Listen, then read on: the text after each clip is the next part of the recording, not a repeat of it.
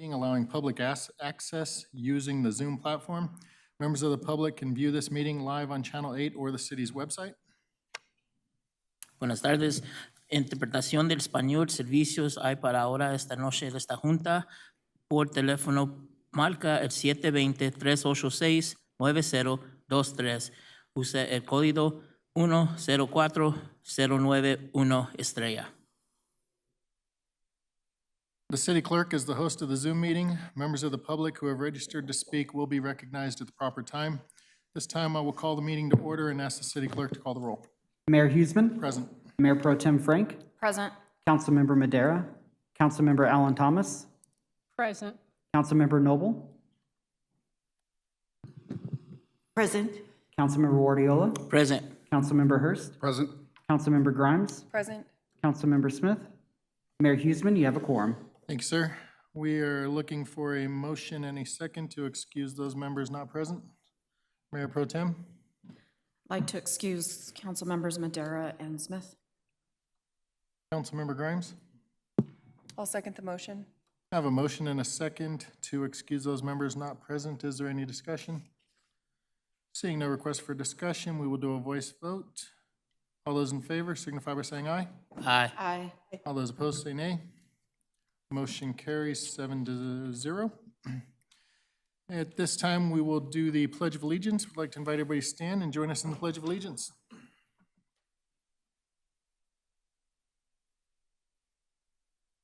Pledge allegiance to the flag of the United States of America and to the republic for which it stands, one nation, under God, indivisible, with liberty and justice for all.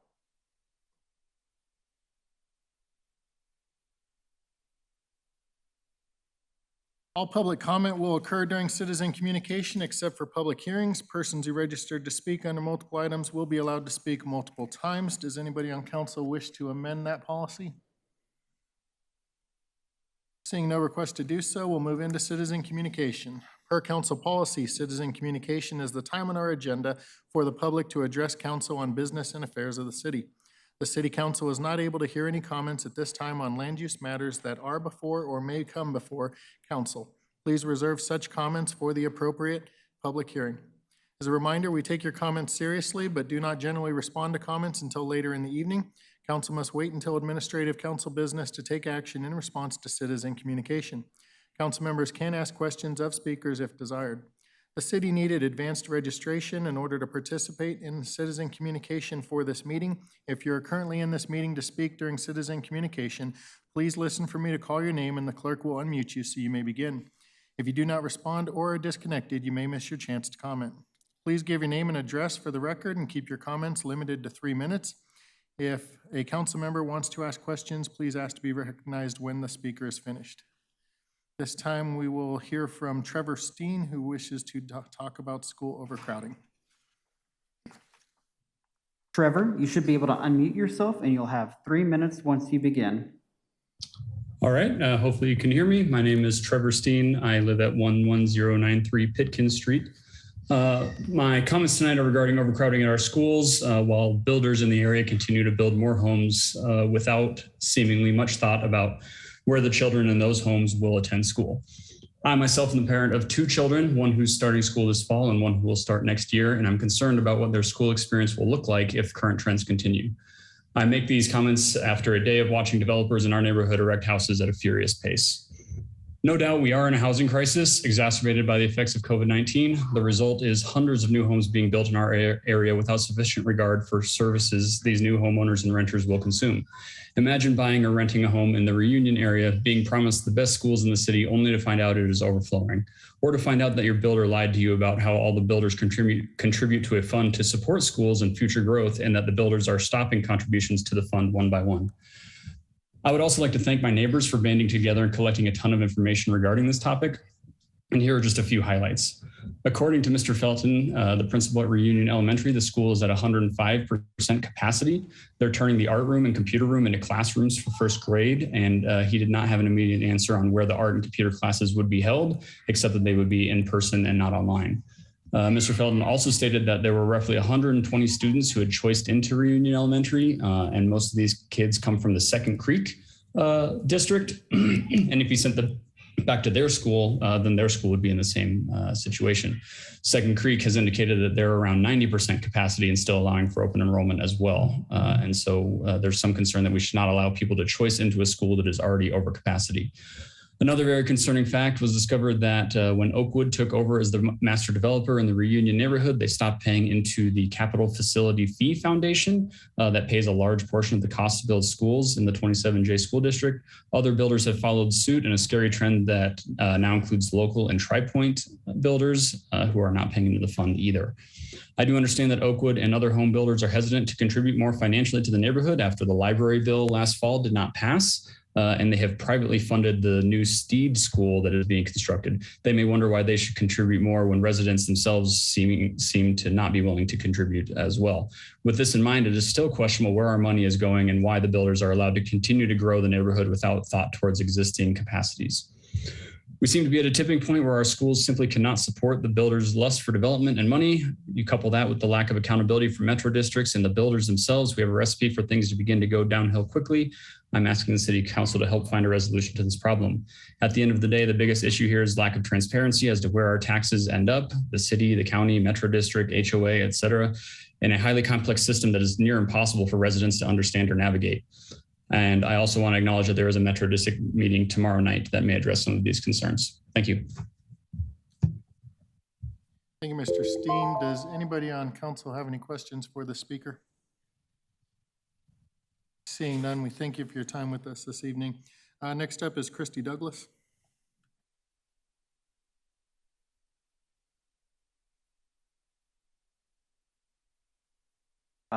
Steve, yep, okay, just making sure. Christy, you should be able to unmute yourself and you'll have 3 minutes once you begin.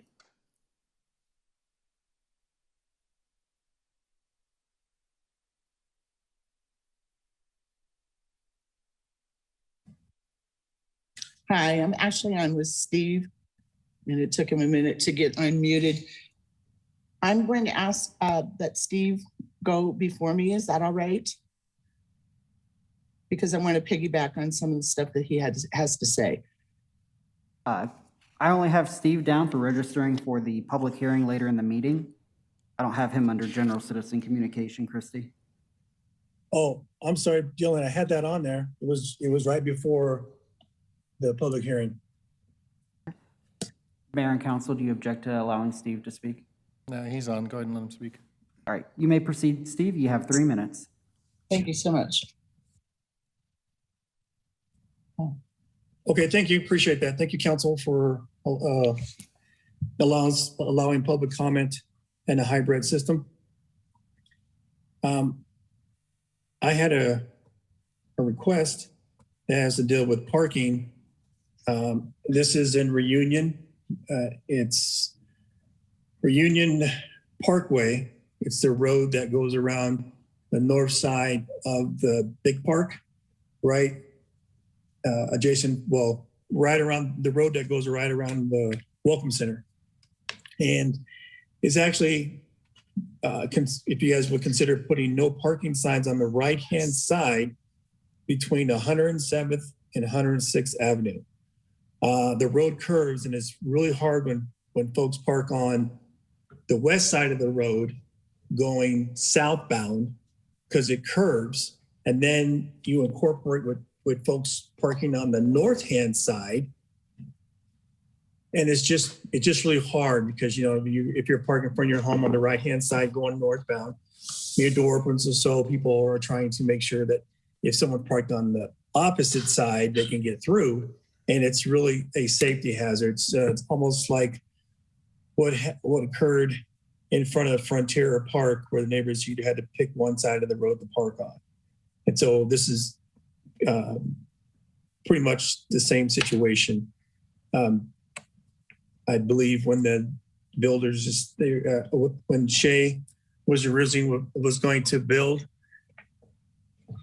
those home types were probably going to be single family homes. So anything about later on, what would it be like if they did open that up for parkside homes to be put in where people are going to park? And so I just wanted for you guys to consider that. And I just want to echo the gentleman earlier. I understand that the city is not responsible for the school district's future planning, but you have an opportunity with the metro districts when schools are incorporated for as far as land being dedicated, that you guys maybe put a clause in there to, you know, the amount of homes that are going to be put in have to reflect the number of seats are going to go in school. And usually, you know, that's open enrollment, so it could just be anybody outside that district as well. That's all I have. Thank you. Thank you, Mr. Douglas. Does anyone on council have any questions for the speaker? Seeing none, we thank you for your time this evening, and we'll move on to Christy Douglas. Thank Christy, you. You'll have 3 minutes. All right, thank you. Good evening, council. My name is Christy Douglas. I reside in Commerce City, and I appreciate the fact that you're allowing us to do commentary by hybrid. So the reason I let Steve go first is that I didn't realize that he's commenting on the metro districts later on in the meeting. And I did want to piggyback on what he was saying, but because of what the first speaker said, I can agree with the first speaker. The metro districts have gotten out of hand. They are only a cash cow for the developers. They come in and basically create their own little communities, set up their own tax structures, and they have to answer to no one. And I think it's high time that has to stop. They have been taking advantage of communities because, of course, they can because it's the law, but there is no oversight. So it's basically like the same thing that happens with every private-public partnership.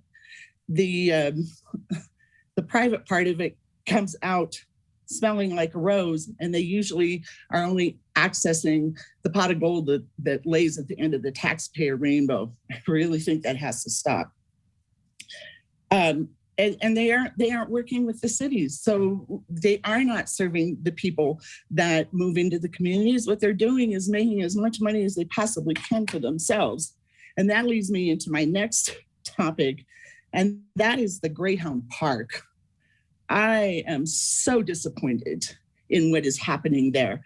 I heard through the grapevine that they're doing single-family homes that are over $500,000. That is not serving our community. How is anyone from Commerce City supposed to afford housing like that? They're going to be priced out. To me, the Greyhound Park is opening the floodgates to gentrification, and it's going to be pushing the good people of Commerce City out. And they're not going to have a community to live in any longer. The people with money are going to be moving in, and it's just going to change the whole environment, the whole culture that we live in, and why we love Commerce City. And once again, no oversight.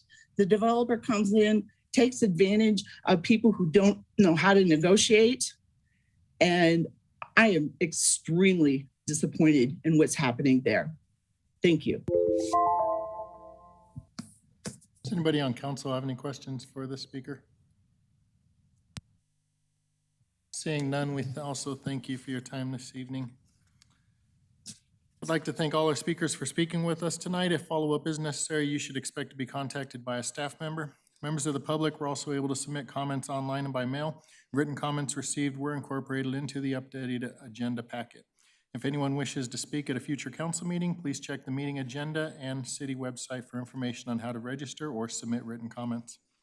We'll now move into presentations. We have one presentation this evening, which is our COVID-19 update. I'd like to invite City Manager Roger Tinklenberg to provide an update on the city's overall response to the COVID-19 crisis. Thank you, Mayor. Good evening, Honorable Council. Wanted to give you an update on several items. The Tri-County Health website has changed the number, or actually the percentage of people vaccinated.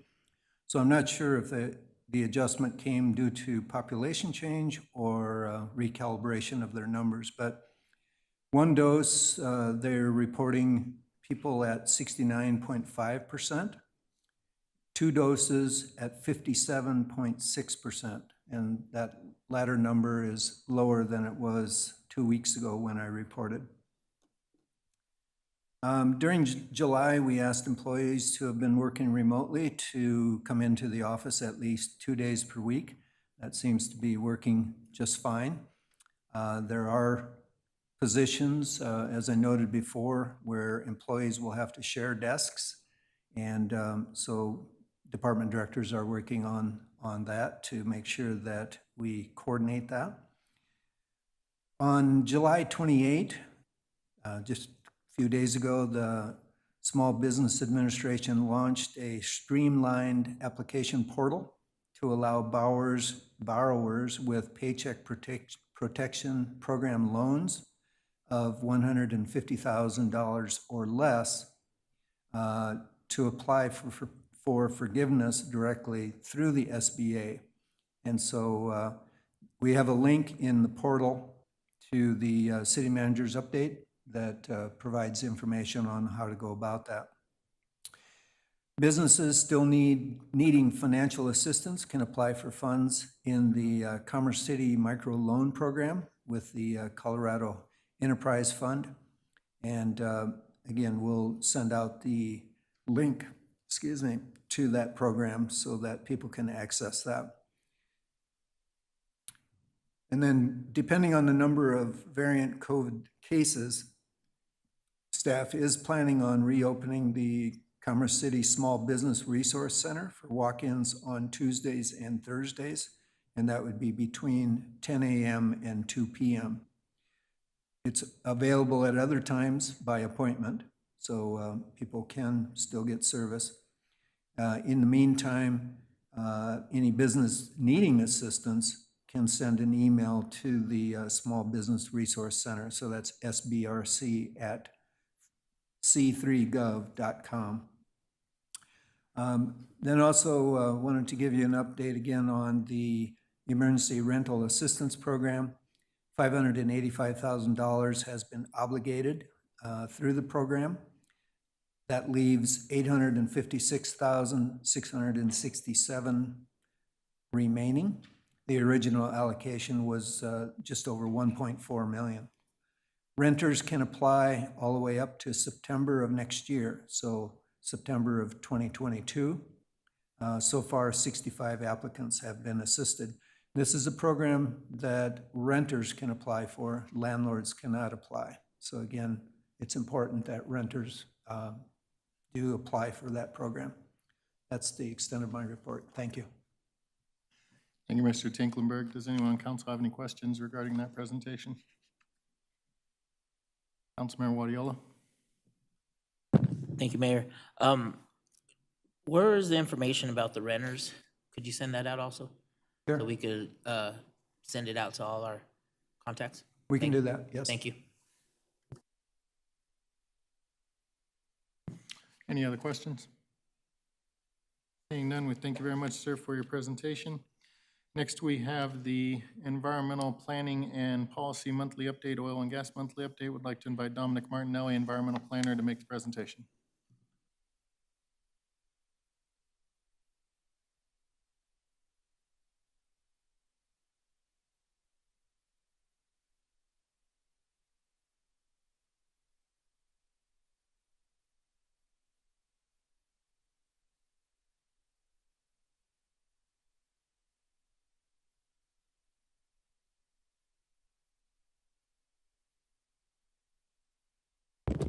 Thank you, Mayor and members of City Council.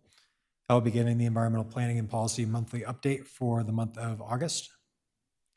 We'll start with the oil and gas update. So currently, no change from last month, but the city currently has 5 applications that are under review. No final determination has been made at this time on any permit application. The map that you see here reflects the location of all the oil and gas permits that are pending. No change since last month. The only state permit application is the Antelope pad, which remains the same from last month. And the map of spacing units and state permits remain the same from last month. So on to the environmental update. The city is currently still taking in submissions for its organizational sustainability survey. As a reminder, this is a survey internally with city staff about ways that members of staff can look at job functions and components within their specific position on sustainability, energy efficiency, water efficiency, things of that nature. So EPAC applications, we have a little bit of update on this. We are continuing to take applications on the Environmental Policy Advisory Committee up until this Thursday. Right now, the last time staff checked, we're at about 16 applications. Per the resolution, we're required to have at least 6 members from the core city. And since the last time that we took a look, we're at about 4. So we do need a little bit more application from the southern portion of the core city to meet the requirements within the resolution for the formation of this group. So if council has any questions about the formation of that and some of the specifics, we can discuss following this. And then staff is beginning to prepare materials for the first EPAC meeting, which is tentatively scheduled for mid to late September. So you can see here, starting to get more towards the end, towards phase 1. The greenhouse gas inventory is near complete, and a number of those earlier tasks are being completed. And just a reminder, since the last presentation was towards the middle to end of July, this presentation for August is only consisting of about a 2-week period for exceedances. In that time period between July 10th and July 23rd, there was one exceedance of sulfur dioxide, the sulfur dioxide limit of 500 pounds per 24-hour period at the Suncor refinery. And then the information below is provided by Suncor regarding any recent updates and activities that they have at the refinery.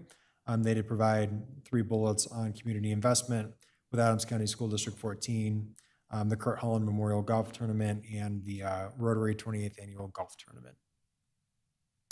And with that, staff is available to answer any questions that council may have. Thank you, Mr. Martinelli. Councilmember Wadiola. Thank you, Mayor. Could we ask Suncor the dollar amount that they've invested in our community in those 3 programs?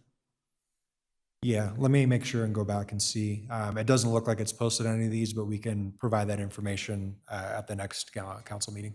Well, thank you. Any other council or questions from council regarding the monthly update? Excuse me, Mr. Mayor. Yes, sir. If there are no other questions, there was one correction in that presentation I'd like to make, if I may. Sure. In the first substantive slide, there's a statement at the bottom that says oil and gas permits may not be approved until council actions have occurred and a CUP for a pipeline has been approved by council per their ROA. I just want to note that final line should say a CUP or a pipeline has been acted upon by council per the ROA, because the CUP does not have to be approved for the oil and gas permit to be approved. I just want to make this, so that's not quite accurate there. I want to make sure you have that information. Thanks, sir. Appreciate that correction. Does anybody on council have any questions following that? Seeing none, we will move on to our consent agenda. The consent agenda includes items that are routine, procedural, informational, self-explanatory, and non-controversial. They are presented to council for a single motion and vote. Any member of council may ask to remove a specific item for further discussion and a separate vote. Tonight, there are 6 items listed under the consent agenda, including administrative business items not requiring discussion. Does anyone on council wish to remove an item off the consent agenda for further discussion? Councilmember Noble. Yes, I'd like to pull Resolution 2021-39. Okay. Anybody else on council wish to pull an item off the consent agenda? Seeing none, I'm looking for a motion and a second to approve the modified consent agenda. Mayor Pro Tem, Motion to approve the modified consent agenda. Councilmember Alan Thomas. Second the motion. I have a motion and a second to approve this evening's consent agenda minus Resolution 2021-39. Is there any discussion? Seeing no request for discussion, will the city clerk please read the titles and take a roll call vote? Minutes of June 7th, 2021. Minutes of June 21st, 2021. Resolution 2021-63, a resolution authorizing the remote conduct of certain public meetings of City Council subcommittees, boards, and commissions for the City of Commerce City in the absence of a declared emergency. Application for assistance as affirmative defense in eviction proceedings, letter of support. Ratification of U.S. Conference of Mayors letters on DACA. Your vote at your touch panel should be open for your roll call.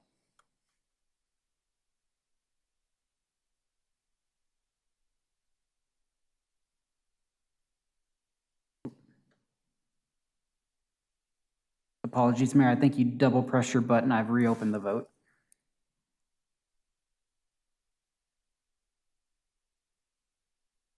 Councilmember Hurst? There we go, thank you.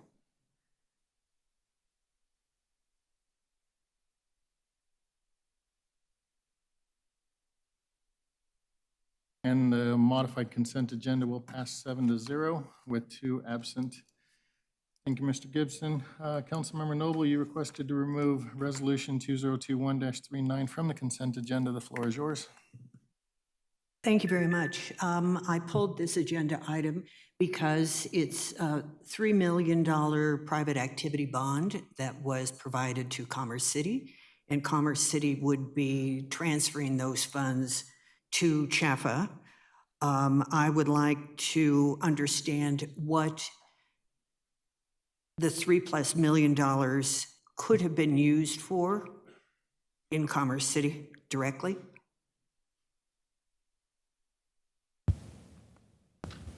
Mr. Mayor, may I? In answer to that question, those are used when there's a project that is eligible to use them. For 2021, we do not anticipate any project that would be eligible. To give you a little past history context, typically we assign them to CHAFA or another agency that needs additional bonding capacity. They returned the favor when we initiated part of the housing for the Mile High Greyhound Park. And so it's sort of a, trading amongst friends, you might say. So at this point, we don't have a use for them. Well, given that we had been talking about housing for homeless and so forth, what is the deadline on returning the funds to anyone or transferring the funds to anyone? I couldn't tell you that off the top of my head. I know there is a deadline, and if you don't use them or transfer to them to someone else, then they revert back to the state, as I recall. I'm going to look to Deputy Jason Rogers, see if he has any additional information. Thank you, Roger. Roger is correct. Depending upon, let me get my mic right.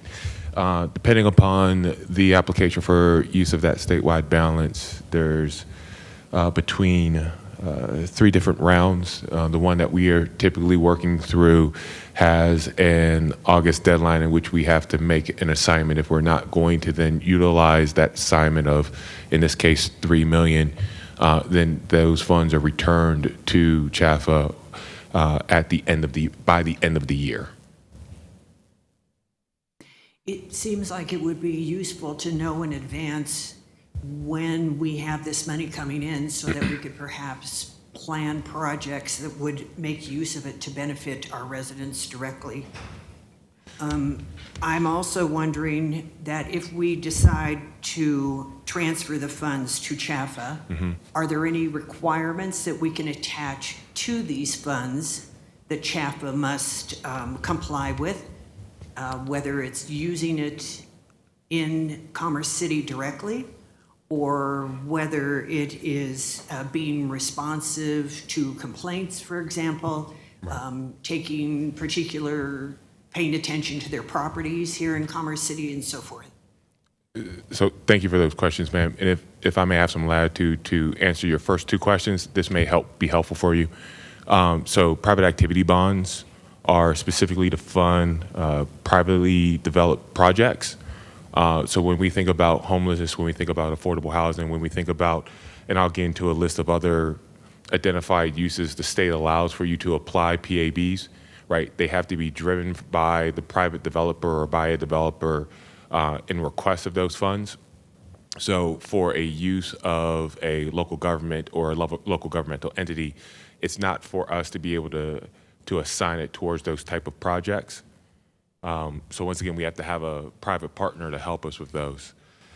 As it relates to the type of projects, yes, you can look at the acquisition or the rehabilitation of housing or structures for low to moderate income individuals or people. You can look at single-family mortgage revenue bonds. You can look at mortgage certificates. You can look at manufacturing projects of a small bonding capacity not to exceed 10 million. You can also look at qualified redevelopment projects within redevelopment boundaries. So Mile High Greyhound Park is a prime example of it being within that instance. And you can also look at exempt hazardous waste facilities, solid waste disposal facilities, sanitary sewer, water facilities, things of that nature. And that's the broad eligibility categorization for use of PABs. But once again, it has to be privately driven in that request being made to the city in order then to assign to a project or once again to another entity or back to CHAFA if there is no pertinent use within our city boundaries. Let me add to that also. These are actual bonds, and therefore they have to be repaid. So it's not, free money. You have to have a revenue source that will repay those bonds when they're issued. So, that's the other consideration to have. Thank you. And again, I would appreciate hearing about these further in advance when we are looking at the opportunities to make use of these funds. There are properties such as the land near Contour Estates that's vacant. Could we have participated with another entity in using our funds, our $3 million bond towards that project too, for example, if there was one there, would that attract a developer? So thank you very much for this, for the information you've provided. Yes, ma'am. Okay, at this time, I'm looking for a motion and a second to approve Resolution 2021-39. Mayor Pro Tem, So moved. Councilmember Grimes. I'll second the motion. I have a motion and a second to approve Resolution 2021-39. Is there any discussion? Seeing no request for discussion, will the city clerk please read the title and take a roll call vote? Resolution 2021-39, a resolution authorizing assignment to the Colorado Housing and Finance Authority of a private activity bond allocation of the City of Commerce City pursuant to the Colorado Private Activity Bond Ceiling Allocation Act.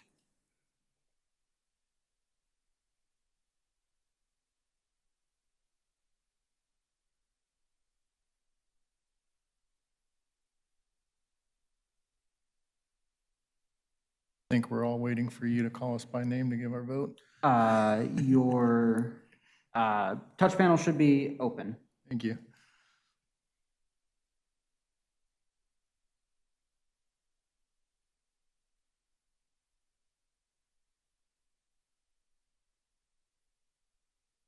And that resolution will pass 7-0 with 2 absences.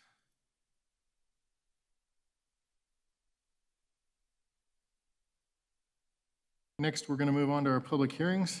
We have a public hearing on resolutions 2021-51 and resolution 2021-52 for the Buckley Cross Metro Districts. Tonight's public hearing will be a consolidated hearing on the Buckley Cross amended service plan and the proposed service plan for the new Buckley Crossing Metropolitan District Number 2. This time I will open the public hearing and invite John Borgelli, Management Analyst, to make the presentation. Good evening, Honorable Mayor, Honorable Council. This will be the staff presentation for the two resolutions in front of you this evening. One for the amended and restated service plan for the Buckley Crossing Metro District, and the other, the application for the new Buckley Crossing Metro District Number 2. A quick overview of these two proposed service plans. The first is a proposal to amend an existing service plan dating back to 2004, and the second to create a new service plan for a new district in existing territory. Both districts are proposed to be formed within city limits upon annexation. The estimated total public improvement cost is $60.6 million between the two districts, and the total debt issuance between the two districts is $123.7 million, and that's based on a formula that's provided in our model service plan. This presentation tonight will review the purpose of metropolitan districts broadly and the action that council can take on them tonight, and then specifically review the two proposed service plans this evening. This is something that should just be review, but will also be helpful for those watching at home. The purpose of a metro district and the service plan. Metropolitan districts are government entity or quasi-government entities created to provide services for an area, typically providing financing for constructing infrastructure, those large startup costs for new developments. The service plan of a metro district defines and limits the district functions, powers, and revenue. And these districts must comply with Tabor, CORA, and open meetings laws, as well as Title 32 of the Colorado Revised Statute, which sets out special district law. District revenue comes then from property taxes that it assesses on properties within its boundaries. I'd like to make clear that district debt is not an obligation of the city. It does not impact the city's budget. Commerce City does use a model service plan that has been modified over time based on council input, and this is the basis for both plans that are in front of you this evening. So your action that you can take on service plans this hearing tonight, council action is required to proceed with formation of the districts. Council can either approve them this evening, approve them with conditions, or disapprove of the service plan. Based on the criteria in Title 32, City Council must disapprove of a service plan unless satisfactory evidence is presented showing the following four criteria are met. And I'll give you a second to look over those four criteria.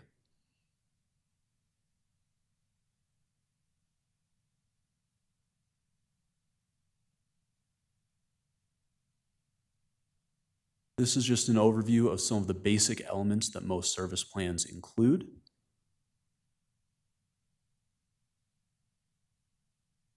And again, if you want me to go back to anything, if I'm moving too quickly, please let me know. As well as some common service plans, elements that are typically included, but not necessarily always included.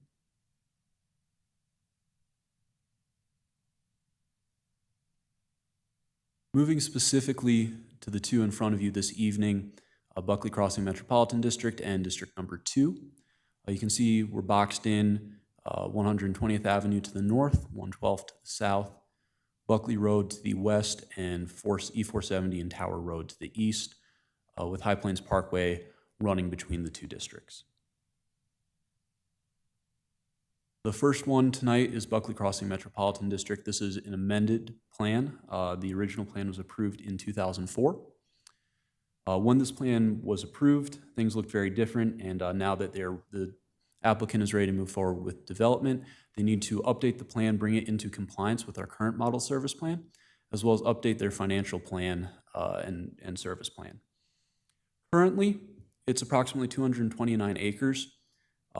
This plan and the application for the new district would move 97 of those acres to the second district, which means that if both are approved, this district would be 132 acres in size. I just want to make that clear that you're not adding both of the numbers from them together. So 97 of these acres would be moved over. The estimated improvement cost for this district is $30.7 million. Although 10.7 of that is shared spine infrastructure with District 2, I'll let the applicant speak to that a little bit more, but there will be a cost-sharing agreement between the two districts to evenly distribute those costs across both districts. The debt issuance limit is a little bit over $50 million, and it cannot issue debt until those 97 acres are excluded from the district. The maximum combined levy is 66.796 mils, and you can see the breakdown below. That's slightly above what's in the model service plan due to Gallagherization of those mill levies and the assessment rate. Organizational costs as set out in the service plan will be $50,000 and a first-year operating budget of $40,000. And Exhibit E, their financial plan, does find sufficient property tax and other revenue to discharge the proposed indebtedness in the amount stated. Moving on, the same information for the other district. The second district, and again, I'll let the applicant speak to this a little bit more. They're using two districts to phase build out and to facilitate full build out of this parcel. This will be approximately 200 acres. And again, 97 of those will be coming over from the other district. So it'll be a 200-acre second district, and the other one will be 132. So the total district between the two will be about 332 acres. Estimated improvement cost, a little bit over $40 million. And again, that same amount, that's the spine infrastructure that will be shared across both districts. The debt issuance limit is $73.231250 million. Again, that's derived from a formula set out in the model service plan with a maximum combined mill levy of 60 mils, 50 mils for debt, 10 for operations and maintenance. Organizational cost $50,000 and a first-year operating budget of $25,000. And again, the financial plan, which you can see as Exhibit E, does find that there is sufficient property tax and other revenue to discharge this indebtedness. And again, these are the four criteria that must be met in order for approval to occur. If council finds that any four of these criteria are not met by the application, then it may not approve the service plans. From staff's review, we do believe that these two applications contain the information required under Title 32 and support a determination that the requirements are met based on what we have been provided. If council has any questions from the staff review or staff's perspective, I am more than happy to answer them. We do also have the applicant here tonight for more specific questions on their applications. Thank you, Mr. Borgelli. Does anybody on council have any questions for staff?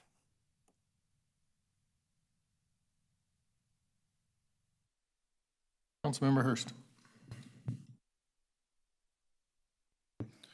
Yes, sir. Thanks for the presentation. Since we focused again today on kind of the reason behind metro districts, can you outline who and how we would pay for that public improvement if we didn't use metro districts?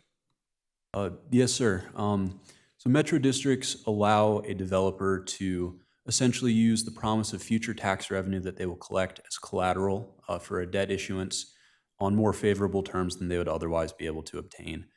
Without a metro district, other financing mechanisms available would be conventional issuance of debt by a developer or having to front the cash up front, or a public-private partnership in which the city would have to issue debt or recoup the cost for infrastructure through tax increases.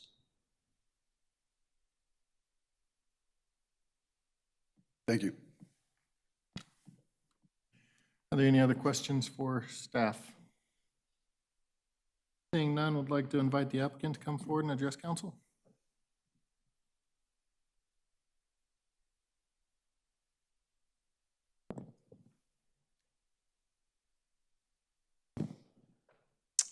Thank you for your time. My name is Scott Carlson. My address is Post Office Box 247 in Eastlake, Colorado. My family's been involved in this property for about 30 years now. For approximately 20 years of the 30, the partnership was pretty much sterilized by some internal difficulties with some recalcitrant partners, and it left the property unable to go to market. We were able to do some processing. We did zoning and annexation, did many things there. We participated in the GIDs with South Adams We participated in the land dedications that were required of us by Commerce City. And we did try to move the ball forward, but we couldn't take the property to market. About 2 years ago, we were able to rectify that situation, and we started working to bring the property back up to modern standards. So what was done a couple weeks ago, we redid the PD at First Amendment. We realigned the road at the request of Public Works to take the exaggerated bow out of it. We updated the land use development standards to meet modern standards today, not in 2004 or in 1993 when we bought it. We also dedicated an additional, or agreed to dedicate an additional 10 acres to the school district and to the city for a regional park. And we moved the school at the request of the school district and reconfigured it in a way that was much more usable for the school. So we met many times with the school. The action tonight is, as was discussed in the staff report, to amend the existing service plan to do a couple things. One, to match the boundaries of that district to the revised PD, because right now there's a mismatch between those boundaries. Number two, to update the language in that 2004 service plan to match the current standards that exist in the city today. And the third is to create a new district for the single-family attached portion of the property. When the road moved and the land uses got updated, there was a single-family detached portion and a single-family attached portion. And those properties, I believe, rightly deserve their own district because of different timing, different requirements, and different phasing of those properties. The extraordinary benefit that we feel we're bringing to Commerce City in the development of this project is the construction of High Plains Parkway, which will be in Commerce City a strong commercial core and a strong traffic core, and will guarantee the future of Commerce City going forward. The construction of 112th Avenue, the construction of 120th Avenue, and again, as I mentioned earlier on, the school and park site expansion. I watched the study session online today that you all had a couple weeks ago with your attorneys. And I have to agree with most of the things that were discussed there. Districts are a very powerful tool. Sometimes they're used well and sometimes they're misused. And it's my commitment to you, and I believe your staff's commitment, to make them operate well. I sat on a district board for almost 10 years in the neighborhood that I bought into when I got home from college. And we had to, and that was right during the recession in the late 80s. And I was instrumental as district board president in getting the bondholders to agree to a capped mill levy. Because prior to that, all districts were issued general obligation bonds. And so if there was a recession or a slowdown, the bondholders could call any mill levy necessary to pay the debt. And so through several years of hard work, I was able to negotiate with the attorneys that we hired to renegotiate those bonds and put in a voluntary capped mill levy. I also then worked with the city of Thornton to revise their model service plan to demand capped mill levies on the new districts going forward. Also working with lobbyists in the state legislature to say that model service plans, metro districts, should have capped mill levies, because that fundamentally shifts the risk matrix from the homeowners to the developer and to the builder. And so those are risks that I take every day. Those are not risks that a homeowner should take. And that's what a capped mill levy does. Capped mill levy fundamentally shifts the risk matrix from the homeowners to the builder and the developer.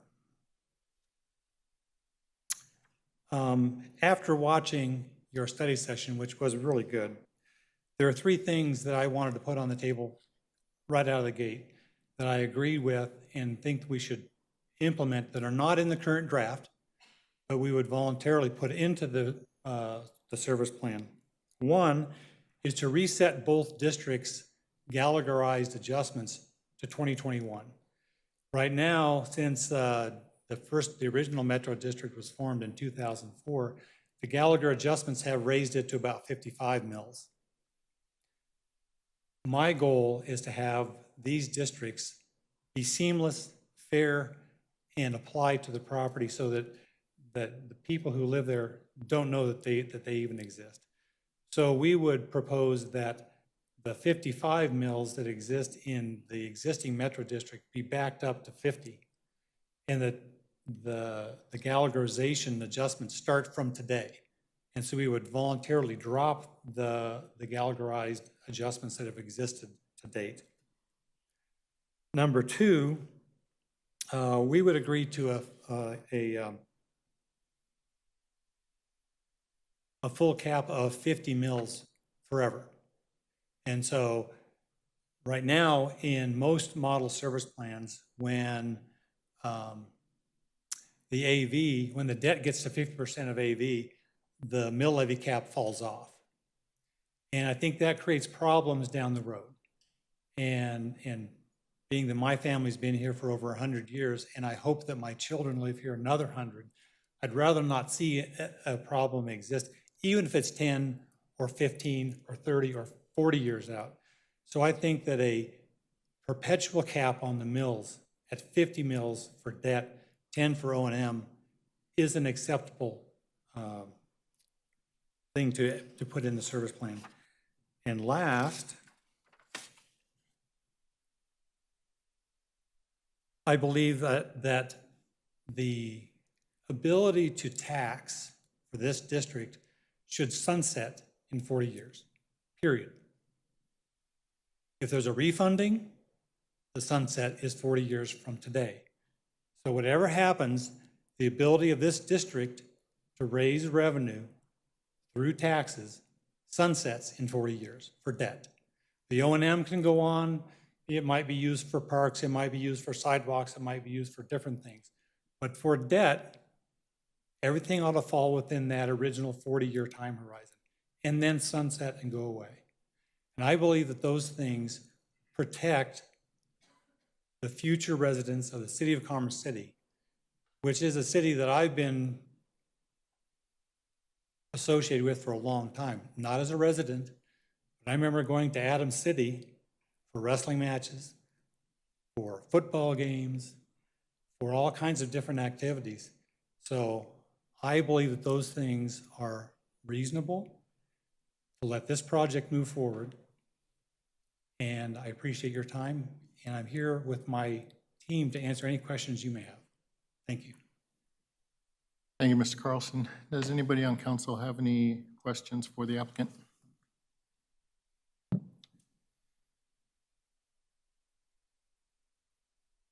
Councilmember Noble?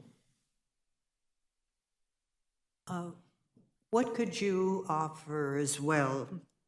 I'm sorry, there's a great new system here. I actually wear hearing aids. Okay. And they have an app that I can listen to and I can hear my council colleagues, but unfortunately you all are really loud, so I'm getting like multiple Little sounds feedback happening there? Okay. You didn't need to know all that, did you? Thank you though. I appreciate your offering. I'm wondering also about when residents of the area would have the opportunity to sit on the board. One of the problems that we run into are the decisions that are made by the developer and their associates who are on the board, and the residents don't have much say in Yes. what happens. Yes. You know, I think that some of the discussions that were in the study session about more advanced or more aggressive notification of residents is perfect. And so I think that sometimes the residents don't want to be there, but I think that any resident who is qualified to sit on a board should be able to run for an open seat as early as possible. So I would agree with any type of notification, aggressive notification of open seats and nomination processes. So you're suggesting a mills of 50, mill levy of 50 that would never rise? It would never rise. That's right. Thank you. Any other questions for the applicant? Well, let me it would be Gallagherized from today. So there would be a hard mill levy cap. Then what would that look like? You know, the difficulty right now is the legislature, when the AVs for residential is, I think, about 7.1 today. If what is proposed by the legislature were set and that mill levy was then fixed, I think we'd be fine. And we'd be willing to set that 50 mills as of today. The difficulty, we don't know what the legislature's doing. And so we'd like to have the ability, when we go to the bond market, when we talk to bond buyers who are accepting a pretty good risk, to be able to say, if the legislature tinkers with the assessed value rate, 7.1, 6.5, whatever it is, that the minor adjustments in the mill levy would reflect that tinkering of the assessed value rate. It would be 50 mills equivalent to today. Yeah, I'd have to see what that number is.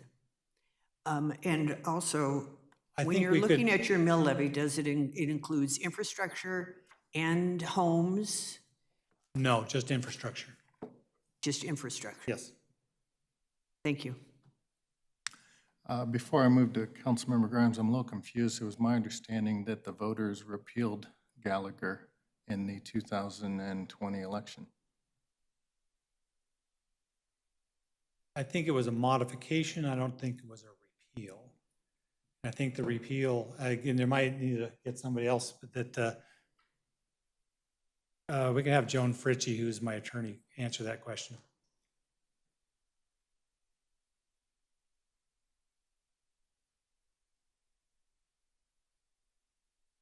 Good evening, Mayor and council members. In the final days of the General Assembly, they passed Senate Bill 262, which amended the assessed valuations. And I'm just going to quickly grab that bill. So those assessed valuations change for a period of 2 years. Most residential property will drop to 6.5. Some of the commercial property assessed valuation rates drop for the 2-year period. But there's also Initiative 27 that is actually due, signatures on the petition are due in tomorrow, that permanently changes the assessed valuations. So it counteracts what the voters approved last November. I can give you a more detailed explanation, but Mr. Carlson's point is the assessment rates are fluctuating, and to go to the bond market and try to explain to bond buyers Tabor and Gallagher and the intricacies of a shifting assessed valuation make the sale of bonds more complicated. So being able to have the assessed valuation Gallagherized simplifies that process significantly. And the dollar amounts are not that great, but as you can see, it's just very complicated to explain and track. Councilmember Grimes. Thank you, Mayor. Thank you, Mr. Carlson. I think my question is for you. I hear a lot of really positive things coming from your presentation about how we can cap mill levies and such, and I appreciate your willingness to incorporate those types of things into your service plan on the front end. I'm curious what the potential downsides for future homeowners might be without the ability to raise the mill levy in the future. The downside for future homeowners is zero, because the only thing that could happen, I guess, the only thing that could happen is that if the future homeowners wanted to raise additional debt and they wanted to impose debt upon themselves, that would be prohibited, because what we're saying is that the debt can't go back up. But I think that they would be able to come here and say, we, the residents of Buckley Crossing, feel that we want to do something. We want to replace something, or we want to create a new amenity that wasn't envisioned before, and we're willing to tax ourselves for that.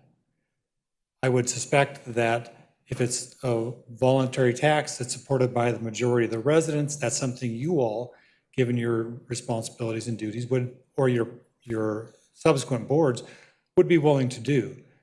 But I think for today, taking a snapshot, it's more important to provide reasonable limits that we can look forward to in the future that will protect the homeowners. Once they're in control, then they're in control, and they can choose their own destinies then. Thank you. I appreciate that feedback. What I'm kind of thinking about is, the district that I live in is probably one of the older ones in the city, and it's taking on new debt to continue to fund infrastructure today. Presumably, what you're proposing would include all of the infrastructure needed to suitably build out these districts. Is that correct? Yes. Yes, we think that we've identified all the needed infrastructure. Okay, thank you. Are there any other questions for the applicant? Seeing none, we thank you for your time this evening. Thank you. We'll move on to the clerk. Ask the clerk to recognize any person registered to speak on this matter. Mayor Huseman, Steve Douglas, registered to speak on this matter, and I will move him over now. Thank you, sir. Steve, you should be able to unmute yourself and provide your testimony. Okay, thank you. Good evening, council. Thank you for allowing me to testify or ask questions or so, or just comments on the mill levy. I was kind of had to change what I wanted to say because that interested it. He's putting wants a hard cap. But I think because the gallerization starting in 2021, in order to meet that, so it still stays at 50, maybe the debt amount that's issued could be lowered so it matches what the increase would be being gallerized with 2021. And the other thing about the debt, they are much lower than our master developer, Oakwood, which is 88 total, including, I think it's like a 25 operation and maintenance. 10 is low. But maybe also with the 10 mills, maybe 5 mills. I know you guys talk about restructuring and all, but maybe 5 mills could go towards the city for our future park. So when the build out of the residential for the properties are done, then the mills that are going to be collected from the homeowners could go towards a future park that the city would receive 5 mills instead of 10 mills based on the city having the equipment and to oversee as far as maintenance and operation of that park, just the same ways we do, as the city does with the park in River Run, because their metro district total is 125 versus a neighborhood like Reunion at 213, because things were done in a way where that park wasn't a burden to the homeowners. It was part of the way things are structured. They do have an HOA, but they don't have a high burden of the property tax when they go up to take a big hit like the other surrounding districts. So that's all I had to say. I also, if you guys don't mind, if you want to push this off to a study session to actually break things down where it makes sense and what Carson's is proposing and moving that forward with other metro districts. But just so that everybody is on the same page, because there's a couple council members that are confused, and make sure everyone has the same information and feels comfortable going forward. And tonight, it doesn't seem that way. Thank you. Thank you, Mr. Douglas. Mr. Gibson, has anybody submitted any written comments? Mayor Huseman, no written comments were submitted by the deadline. Thank you. At this time, I will close the public hearing, and I'm looking for a motion and a second regarding Resolution 2021-51 and Resolution 2021-52. Councilmember Noble? I'd like to make a motion to continue this item and return to negotiating with the developer so that we receive a service plan that we're voting on a service plan that encompasses all of the changes that have been discussed tonight, as well as any potential changes that could also occur. I have a motion to continue Resolutions 2021-51 and Resolutions 2021-52 and providing an opportunity for negotiations to reoccur with the applicant and for the City Council to adopt new Metro District policies. Councilmember Alan Thomas? I second the motion. I have a motion and a second for that continuance. Is there any discussion? Councilmember Grimes? Thank you, Mayor. Was staff able to take down those adjustments and incorporate them without continuing this hearing?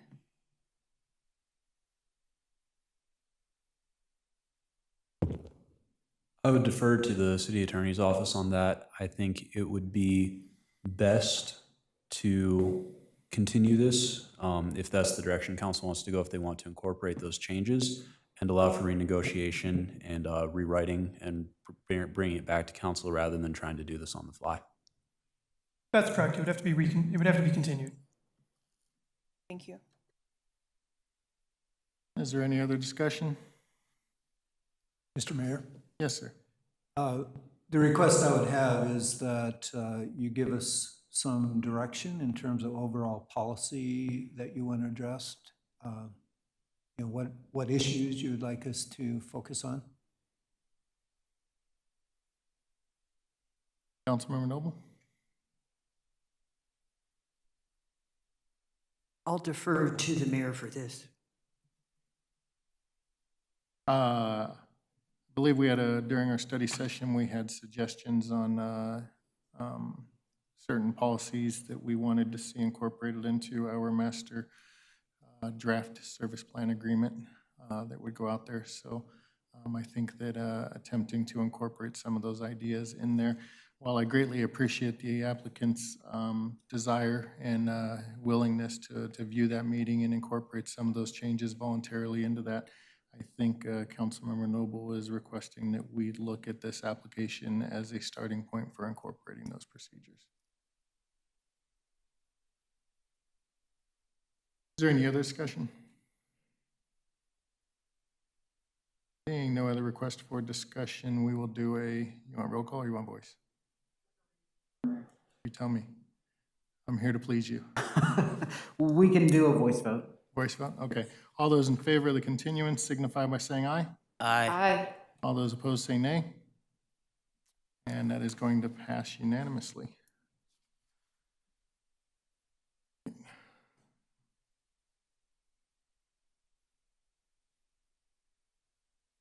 We're going to move on now to ordinances on first reading.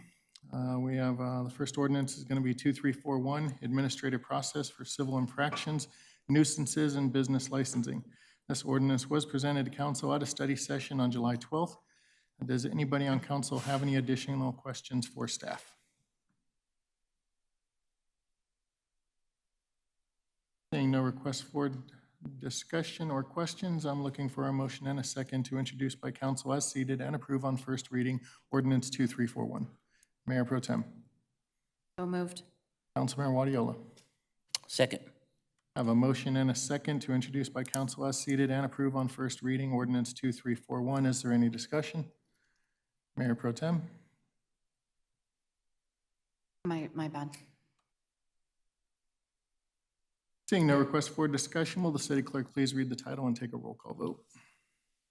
Ordinance 2341, an ordinance repealing and replacing Article 2 of Chapter 3 and amending Chapter 1, Chapter 6, and Chapter 9 of the Commerce City Revised Municipal Code relating to administrative process for civil infractions, nuisances, and business licensing. Your voting is open.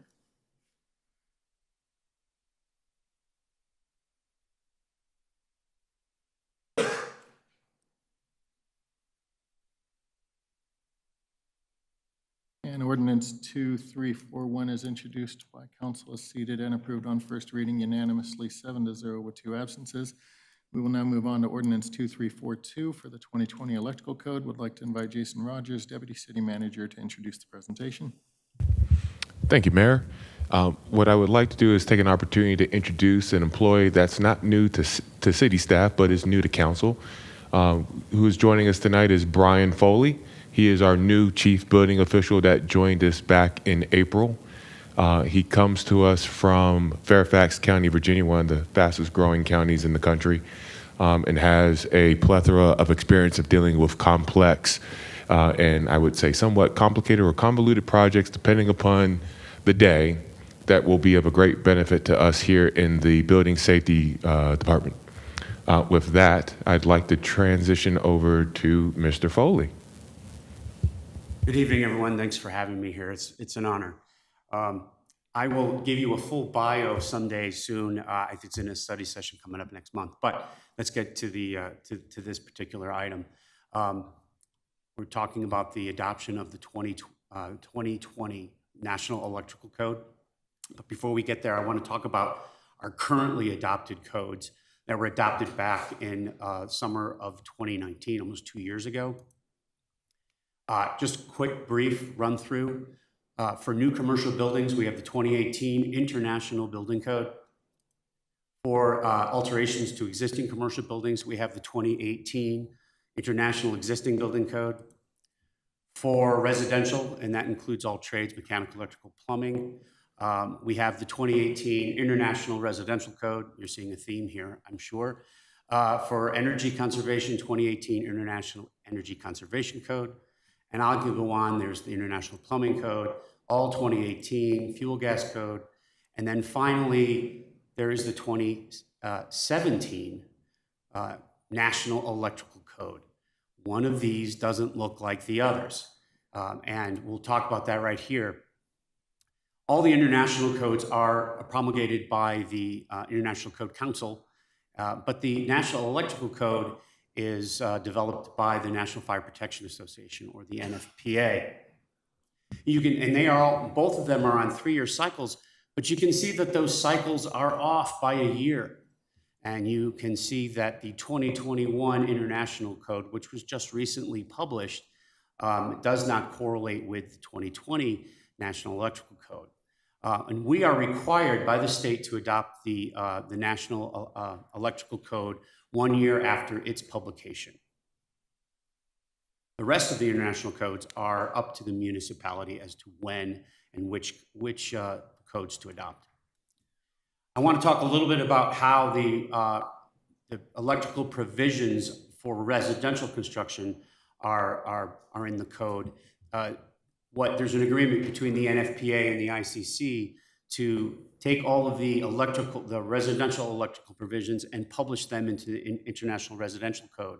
But the one that we adopted here on the right is from the 2017 National Electrical Code. So that just confuses things a little bit, and you'll understand in a little bit why we made the changes that we made. So let's talk about those proposed changes.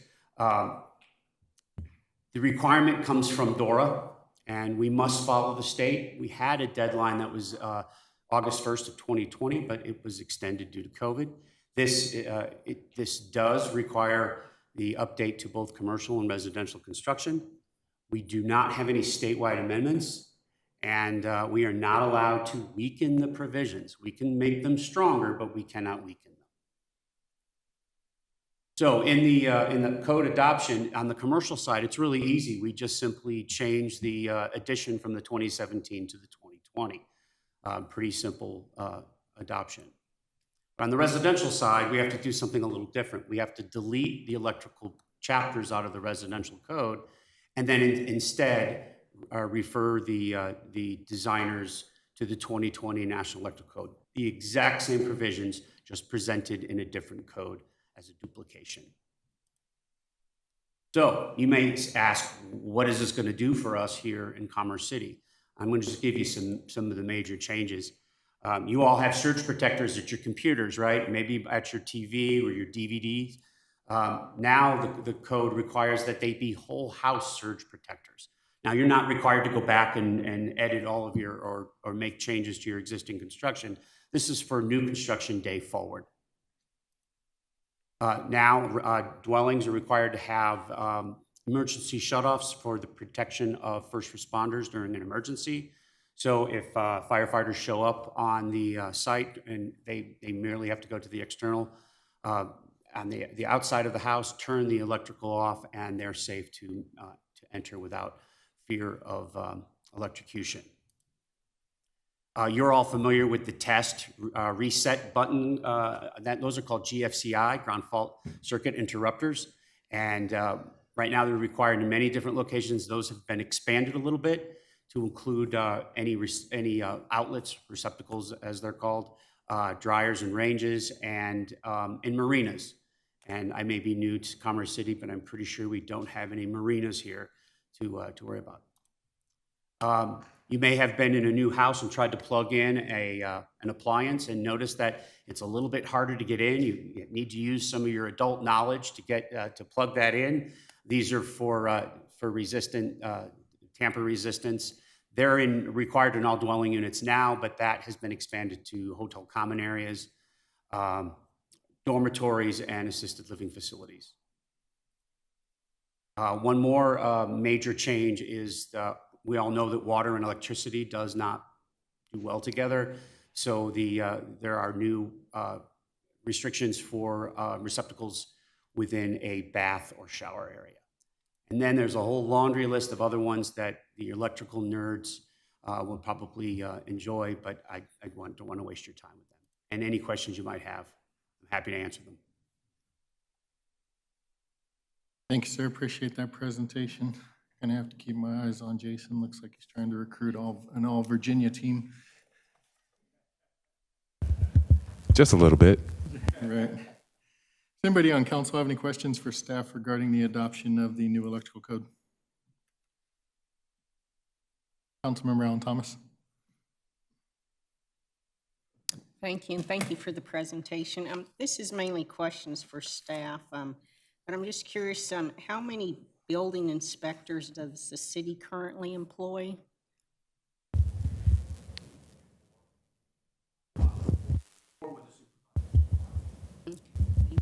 And then what type of training have they had, like, related to the new codes? We have the actual supervisor of our electricians is a licensed contractor with electrical contractor, and he's been doing in-house training. We also have a more comprehensive training since I began, and we have Friday mornings. We co-partner with my former jurisdiction, and we have been invited to join training that my old county provides every Friday morning, and our staff have been utilizing that. Okay, thank you. And then last question, are they required to have like a license or anything such as like a license for the state of Colorado, like to be licensed electricians? Yes, that is a requirement of any electrical inspector in the state. Has to have a license, journeyman's or wireman's license. Okay, great. Okay, thank you. Any other questions for staff? Seeing none, I'm looking for a motion and a second to introduce by council as seated and approve on first reading ordinance 2342. Mayor Pro Tem. I'd like to motion to approve ordinance 2342. Councilmember Hurst. Second. I have a motion and a second to introduce by council as seated and approve on first reading ordinance 2342. Is there any discussion? Mayor Pro Tem. Seeing no request for discussion, will the clerk please read the title and take a roll call vote? Ordinance 2342, an ordinance repealing and reenacting Section 5-4500 of the Commerce City Revised Municipal Code to adopt the 2020 National Electrical Code and amending the city's previously adopted residential code to incorporate applicable standards of the 2020 National Electrical Code. Your vote is open.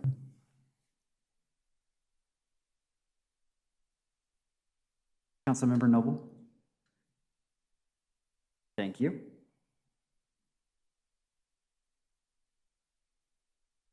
And that is going to pass 7-0 with 2 absent. Next, we will move on to Ordinance 2343, the authority of peace officers. Does anybody on council have any questions for staff?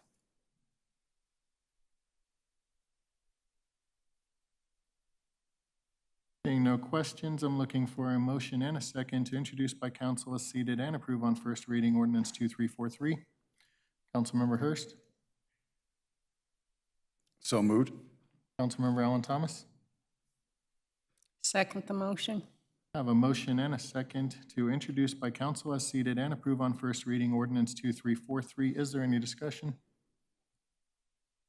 Seeing no request for discussion, will the city clerk please read the title and take a roll call vote? Ordinance 2343, an ordinance amending the Commerce City Revised Municipal Code regarding the authority of certain persons designated as peace officers to enforce violations of the charter and ordinances of the City of Commerce City. Your vote is open.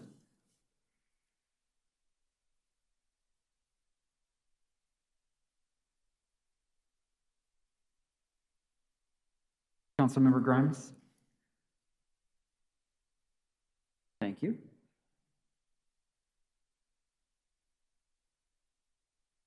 And that ordinance will also pass 7-0 with 2 absent. We'll move to our fourth and final ordinance, which is 2345, Traffic Signal Performance Measures Grant. Does anybody on council have any questions for staff? Seeing no request for questions, I'm looking for a motion and a second to introduce by council as seated and approve on first reading Ordinance 2340. Councilmember Hurst. So moved. Councilmember Grimes. I'll second the motion. I have a motion and a second to introduce by council as seated and approve on first reading Ordinance 2340. Is there any discussion? Seeing no request for discussion, will the city clerk please read the title and take a roll call vote? Ordinance 2345, an ordinance amending the 2021 budget of the City of Commerce City, Colorado by the recognition of the Colorado Department of Transportation grant funds for $189,600 for the implementation of the automated traffic signal performance measures and the authorization of the expenditure thereof. Your vote is open.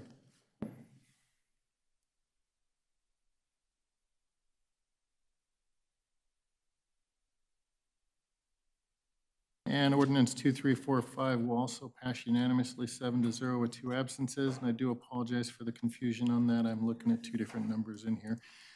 That concludes all the ordinances that we have. We will move on to administrative council business. Per council policy, except for emergency or unforeseen items, council members are encouraged to submit administrative business items by the Tuesday before the meeting with another council member's endorsement. No items for this meeting were submitted by the deadline. Do any members of council have an administrative business item of an emergency or unforeseen nature or otherwise they'd like to bring up?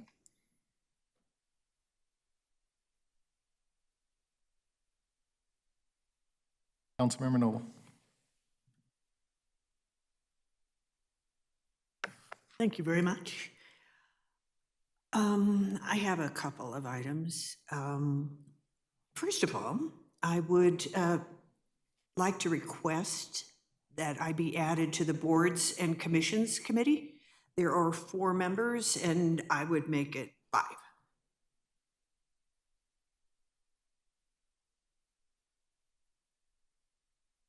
Before we go there, I need to know, does the resolution creating that committee have a number of members that should be assigned to it?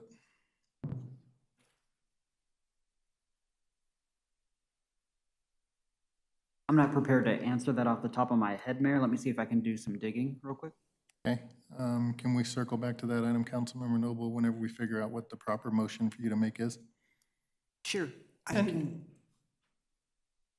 Oops, I'm not hearing If there's a resolution that created that subcommittee and that resolution states that we only have certain council members attached to that committee, we would need a new resolution that would modify that in order to allow for the addition of a fifth council member to that. So before you continue with the motion, I've asked to know what the actual resolution for the creation of that subcommittee states so that you can make a motion that meets the needs of that.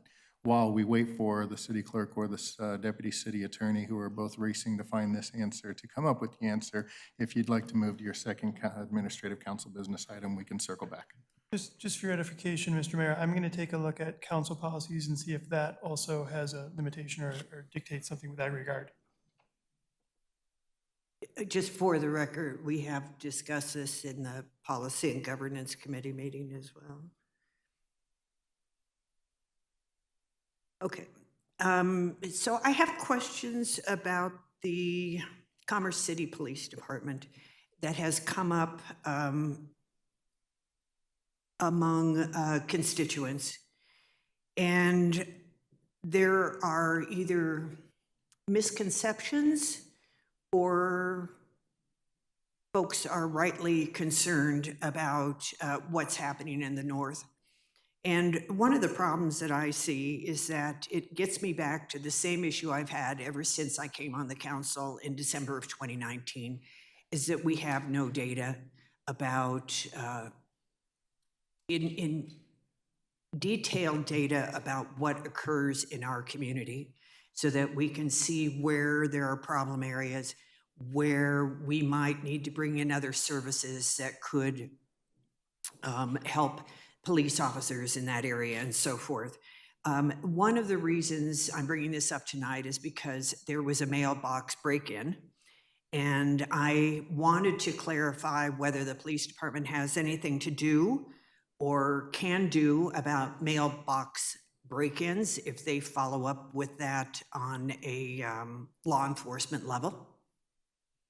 And I know the chief isn't here tonight. We have a someone else who's here.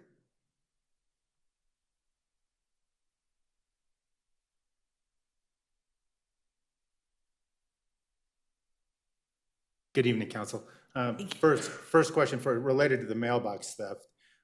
We take an initial report and coordinate with the U.S. Postal Inspectors. So we take the initial report, it's forwarded to them. In this instance, there was members from the post office on site, so their management was notified of that. So two-prong approach to that, they'll request our report. Okay, thank you. And I think that there is concern that we don't have enough officers just driving through the area and perhaps deterring any crimes. Does the police department feel under-resourced? So our staffing is challenged right now. We are able to meet our minimum standards that have been established. We're keeping those staffing levels there. The question is, how much police is enough? That is a constant question. We're exploring several different avenues to bring information back to council regarding what is appropriate staffing levels for a police department. We did that a couple of years ago. The numbers suggest that we are understaffed. So moving forward, the overhires that are in place have assisted with that, with keeping our numbers there. But we've had a number of people who have chosen to leave law enforcement altogether with the current climate. It is difficult right now. Our recruiting efforts are very effective, but we are impacted by things that impact every business. We have a number of officers that are injured or hurt right now. So the number of people that we have employed compared to the actual number of people that we have actually doing their assigned tasks and duties is much lower. So we're addressing that. We currently have 11 people right now that are not doing their job just in the patrol division. So that's a big number when you look at the number of people that are assigned. We currently have 56 employees officers that are assigned to the patrol division.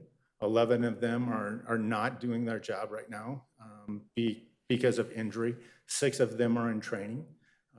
They'll complete the field training program in November, give or take a little bit there. It's not an exact date. It's when they demonstrate that they're ready to be out on their own. Additionally, we have 11 people currently at the Flat Rock Academy. And that process of getting people from day one of hired to on the street doing the job takes approximately 1 year from that date. So that's kind of a long-winded answer to your question of where we are as staffing, but and it's busy right now. Summertime, our officers are working hard. They're super busy. I'm sure you are. Thank you. Thank you for that, in fact. Is it usual that we hire officers who have no training and then have to go through this 1-year process rather than hiring experienced officers?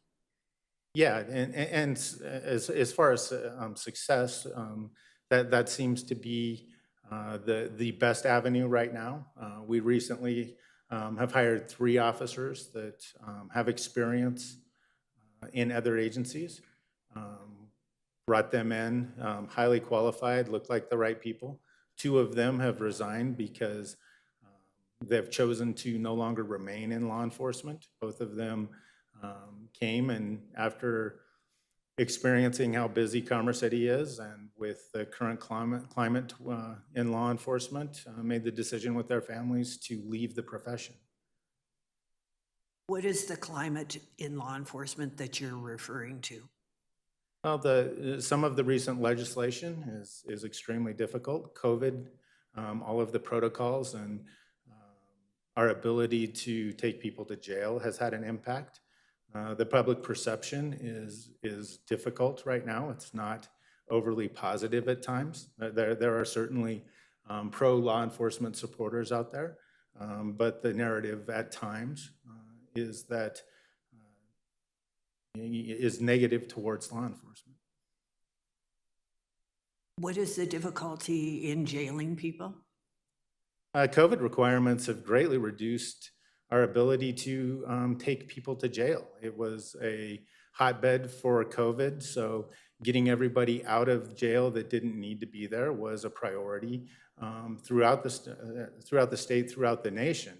So protocols put in place to make it extremely difficult to get nonviolent felons into jail, with the exception of any victim rights amendment type of crimes, domestic violence as an example.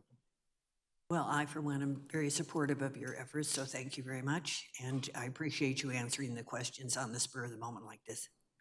Thank you. I would add to what Deputy Moon stated. The department requested additional officers in the budget for next year, and we have passed those through, so you'll see that in the upcoming budget sessions and be a topic for your discussion at that point. That will be great, because I know with this city council that when we had the COVID cutbacks, that the one department that wasn't cut back was the police department. So I would want our community to know that we take this very seriously too. Thank you very much. Mayor Huseman, per City Council's policy number 2, committees belong to the whole council. Councilmember Noble does not need to be formally appointed. Any council member may attend a subcommittee meeting, participate, and vote on committee business if they're present. But you're certainly welcome to make that motion if you'd like to. I would prefer to be an appointee, thank you. Is there a resolution for the creation of that would have to be amended, or are we just good to just have a motion to appoint? There's no need to amend any founding resolution, Mayor Huseman. So Councilmember Noble, do you want to make your motion? You want to make your motion to be appointed to the Boards and Commissions Subcommittee? Yes, I would like to be appointed to the Boards and Commissions Committee. I have a motion to appoint Councilmember Noble to the Boards and Committees Subcommittee. Is there a second? Councilmember Hurst? Sorry, my hand was up to speak on the last topic. Councilmember Allen Thomas? Second the motion. I have a motion and a second to appoint Councilmember Noble to the Boards and Commissions Subcommittee. Is there any discussion? Councilmember Wadiola. Thank you, Mayor. So we're appointing when she just could show up and vote, right? What's the difference? A motion would be I guess, a more formal way to tackle that appointment. But again, any member of council, if they're present at a subcommittee, can discuss and vote on committee business. I guess that then, that would be my question to Councilwoman Noble. What's the difference?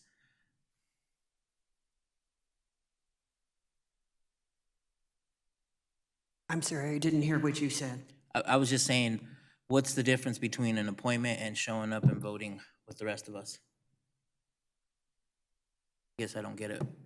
As Mr. Gibson said, it's the formality. It's the same as occurs with the Policy and Governance Committee. Yes, we have council members who participate at times, but there's a difference between being an appointee and not being an appointee. I would like to participate now in that committee. So then, when we do appointments for commissions and committees, when we ask for 4, we would add 5th person. Because that's what we voted on last. Correct. And for example, your legislative subcommittee is all 9 members of council. Essentially, you might have formal appointments in that manner, but all 9 attend and regularly participate. The boards and commissions subcommittee could also have all 9 members. If you guys want to join us on Saturday mornings, we'd be happy to have you. I would also add that as a official committee member, the committees have certain obligations to keep council informed. So that would obviously have an obligation on a new appointee to do that as well. So whereas if Councilperson Noble was just informally showing up, that obligation to keep you informed wouldn't necessarily exist because she's not formally recognized as a member, I would say. Thank you. Is there any other discussion regarding the motion to appoint Councilmember Noble to the Boards and Commissions Subcommittee? Councilmember Grimes. Thank you, Mayor. I'm just wondering if there's a larger discussion to be had potentially in a study session, given that we're coming up to an election, we'll have a turn of some seats on boards and commissions. It seems a little bit short-sighted to make an adjustment to 1 when we know we have a bunch coming up. And I think maybe we should look at the larger picture before adjusting on a one-on-one basis. Councilmember Wadiola. I would agree and echo. It kind of defeats the purpose of us saying, well, you're the original member, you're the alternate, when we go through the boards and commissions, when we could all go anyways, right? We could all have the vote anyways, but do we all want to be formally appointed to the ones that we were interested in? That process that happened 2 years ago, I know myself and Councilman Hurst wanted other ones, but we weren't appointed. We all looked at the ones we were. So I think this is a discussion we could have at a study session on the process and the protocol that we're basically kind of throwing it out the window. That the process, and maybe we need to change the process, right? Maybe we need to really look at the process that we have for appointing council members on boards and commissions. So I would echo what Councilwoman Grimes. I think this is a bigger discussion. So just to be clear, the ability for any council member to join in discussion and vote on committee business is specifically for your subcommittees. So your legislative subcommittee, policy and governance, boards and commissions, and your city manager, city attorney, and municipal judge subcommittees. That doesn't apply to your boards and commissions, which have specific 2 members of council or 2 members and an alternate members of council, more clearly defined in those founding boards and commissions, not your subcommittee. I just want to make sure there's a distinction there. Mayor Pro Tem. I would agree with Councilmember Grimes that it's a bigger discussion because it also warrants the fact of, so we have boards and commissions subcommittee meeting on Saturday, and it'll be us 4 that are there and have been there for 2 years, myself, Councilmember Guardiola, Hurst, and Smith. And I guess if we're not like appointed to that commission, then who's to say, I'm just not gonna show up to that one? And I don't mean it to sound like that, but like just making sure that we have members that are appointed for a reason. So I'm confused why we have appointments for these commissions and why we nominated for these boards and commissions, subcommittees, if it's irrelevant. Is there any other request to discuss on this? Councilmember Grimes? I would just motion to continue this to a study session for a deeper dive.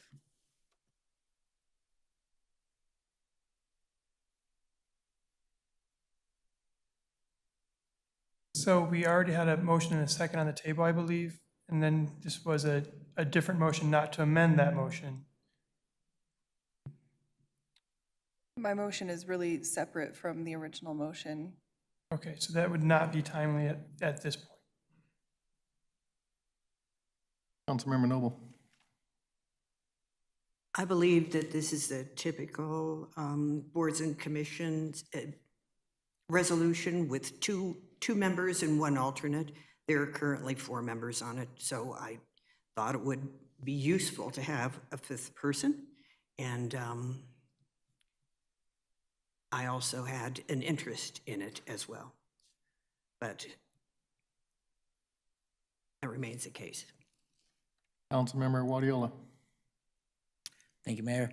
I think it would be useful for a 5th person. I think it's needed, but I think when you have to discuss the whole process, and I encourage you to show up Saturday if this motion fails, because you still have a vote at the table, Councilwoman Noble. But I think if we need to change the process or improve the process, I think we have to do a deeper dive. So I wouldn't be supporting this motion. I encourage you to show up Saturday because we have 16 interviews and hopefully more. But I also would like to, after this is done, motion to go into a deeper dive about this. Councilmember Grimes? I'd like to call for a vote on the motion on the floor. I have a motion and a second to appoint Councilmember Noble to the Boards and Commissions Subcommittee. All those in favor signify by saying aye. Mr. Gibson, can you throw that up for me?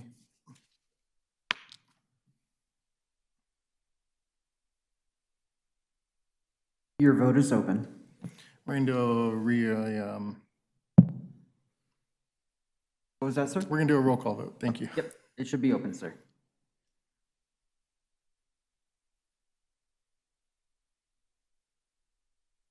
And that motion will fail 3-4.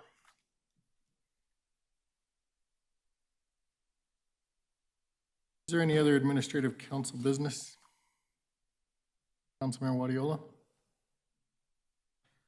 Yeah, just like we stated earlier, I'd like to make a motion to look at the process on appointments for boards, commissions, subcommittees for the overall council at a study session.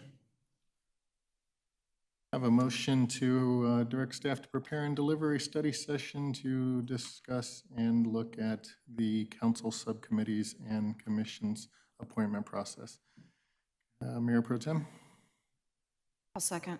I have a motion and a second for that. Is there any discussion? Mayor Huseman? Yes, sir. Just to clarify, so we meet council's expectations, you're specifically talking about council appointments to your own subcommittees, correct? Or all boards and commissions that have set defined council member liaisons or members on those boards and commissions? I think, yeah, all that. All boards, okay. Council members, not residents or staff. Perfect. Okay, thank you. Yeah, no problem. Thank you. Is there any additional discussion? Seeing no request for discussion, we'll do a voice vote. All those in favor signify by saying aye. Aye. Aye. All those opposed say nay. Motion carries unanimously 7-0. Any other council members? Councilmember Grimes. Thank you, Mayor.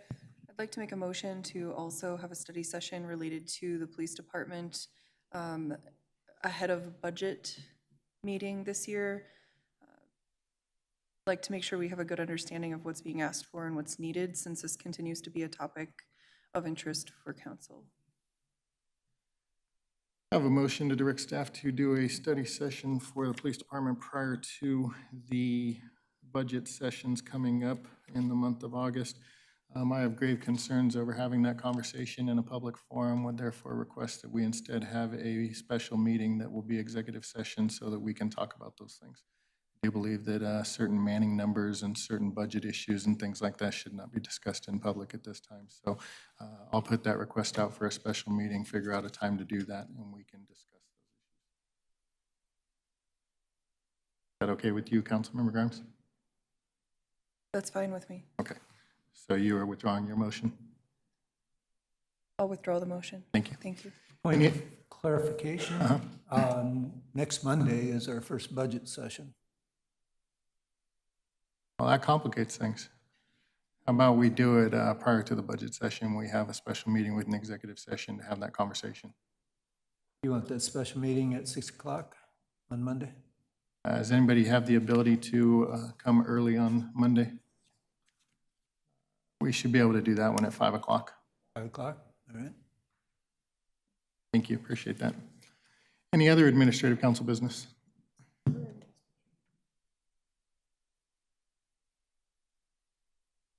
Seeing no other requests for administrative council business, I do have one item that I would like to bring up. Our recreation centers offer a discount for seniors to use the recreation centers. I think that's a great program for our seniors. I would like to motion that we extend the same discount to those residents who are on long-term or permanent disability, those receiving Social Security disability on a fixed income, and especially given the fact that such disability payments typically do not keep up with the rising cost of inflation. Mayor Pro Tem? Second. I have a motion and a second, and that'll be actually for staff to draft a resolution or ordinance, whatever is appropriate, to make that change to our fee structure for that. Is there any discussion? Councilmember Grimes? Mayor, if you could just one more time repeat the motion. It's a little hard to hear down here. Motion is, given the fact that we offer a discount for seniors to use our recreation centers, the motion is to direct staff to draft a resolution or ordinance, whatever is most appropriate, to extend the same discount to those residents who are on long-term or permanent disability, specifically those who are receiving Social Security disability. Is there any other discussion? Councilmember Noble? Do we know anything about the budget implications? Could we have that as part of the discussion also, what the costs would be involved in it? I think it's a great idea, but I would like to know the costs involved with it.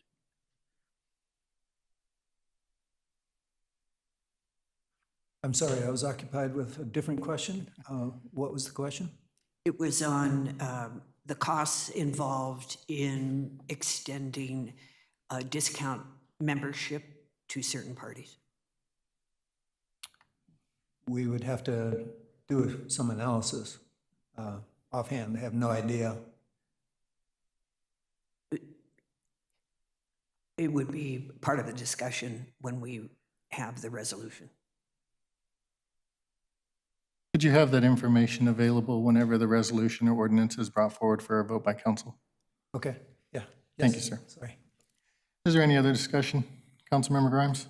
Sorry, Mayor, I should have raised my hand ahead of yours. Don't mean to go last. I'd like to make a motion, well, let me back up. Given that there are no requirements for partitions or masking or distancing at this point, but only a recommendation, I would like to make a motion that partitions are optional as long as both parties on either side of the partition agree to not have one. Councilmember Grimes, there's a motion and a second on the floor, and your motion is out of line at this time. Sorry, I thought we were, I apologize. We have a motion and a second to direct staff to prepare either a resolution or an ordinance, whatever is most appropriate, to extend the same discount that is given to seniors for our recreation centers to those individuals on long-term or permanent disability, specifically those receiving Social Security disability. Is there any other discussion? Councilmember Noble. Councilmember Noble.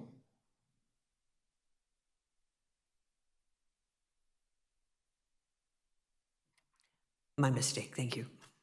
Seeing no other requests for discussion, we'll take a voice vote. All those in favor signify by saying aye. Aye. All those opposed say nay. Motion carries 7-0. Thank you very much. Councilmember Grimes, you have a motion that you would like to make? My apologies, Mayor, I lost track of where we were in the vote.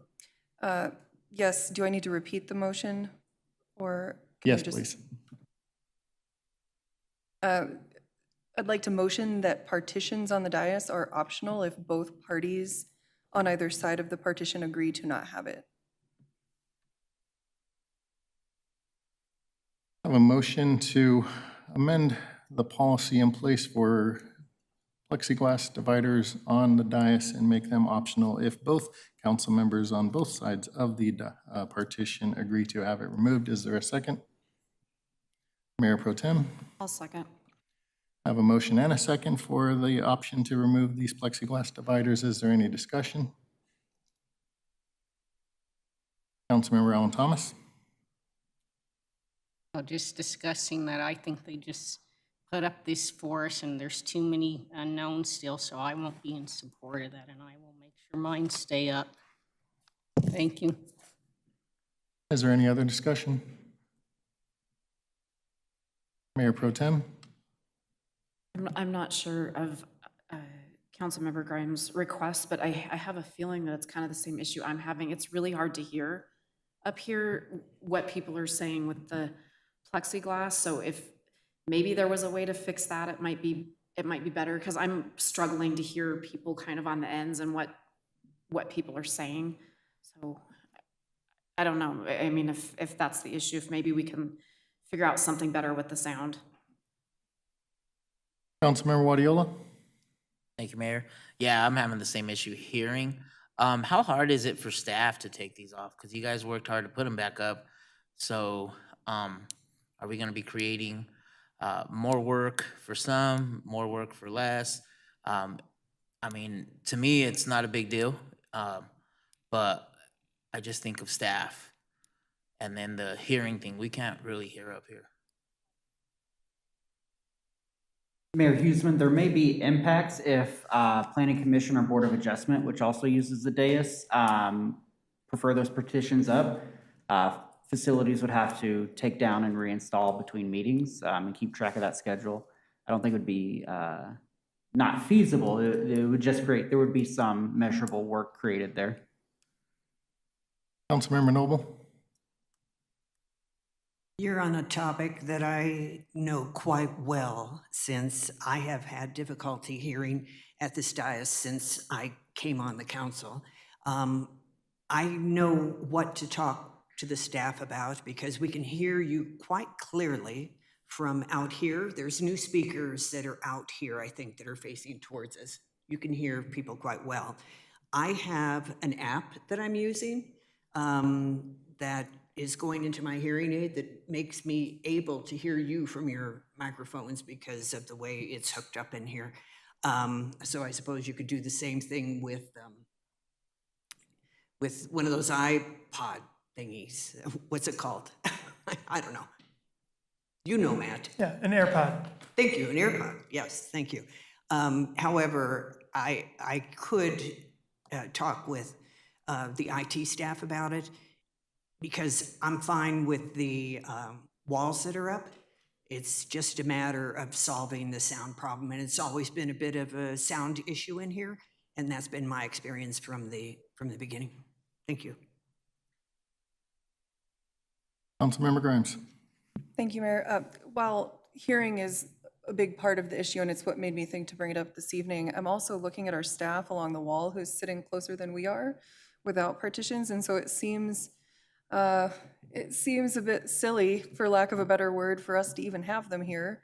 Not to mention, we all sat together and had dinner and walked beside each other and are talking behind the partitions. It just seems unnecessary at this point if both members don't have any objection to having the plexiglass taken down. Is there any other discussion?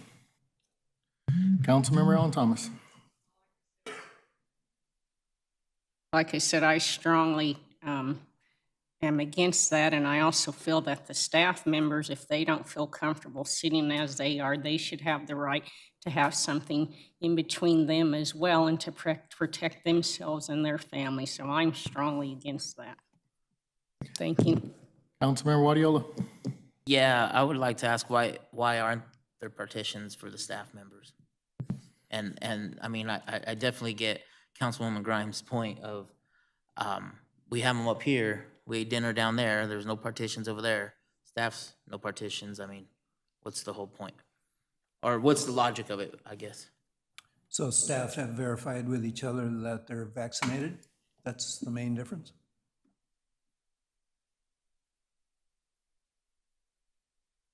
Councilmember Grimes.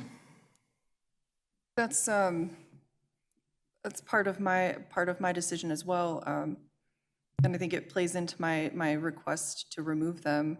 I'm vaccinated, and if myself and my neighbor at the dais feel comfortable without it, I think we should be able to do that. Councilmember Ellen Thomas. Yes, and like I said, I do think it should be optional. There is rises on numbers and studies that have shown people even that have been vaccinated are getting the other strain. So I do think, whether you're vaccinated or not, staff and council should have that option to make the decision. And there is a lot of council that are not medical professionals. Thank you. Is there any other discussion? Seeing no request for discussion, I will reiterate the motion, which is to allow council members on each side of the partition to remove the partition if they both agree to. That is motioned and seconded. We will do a voice vote. All those in favor signify by saying aye.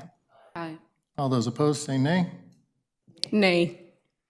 That is going to pass 5-2 with 2 absences. Councilmember Noble and Councilmember Allen Thomas registering the nay votes. Mayor Huseman, I apologize for interrupting. Can we get just a quick show of hands of who would like those removed so we can get that to facilities for next meeting? Thank you.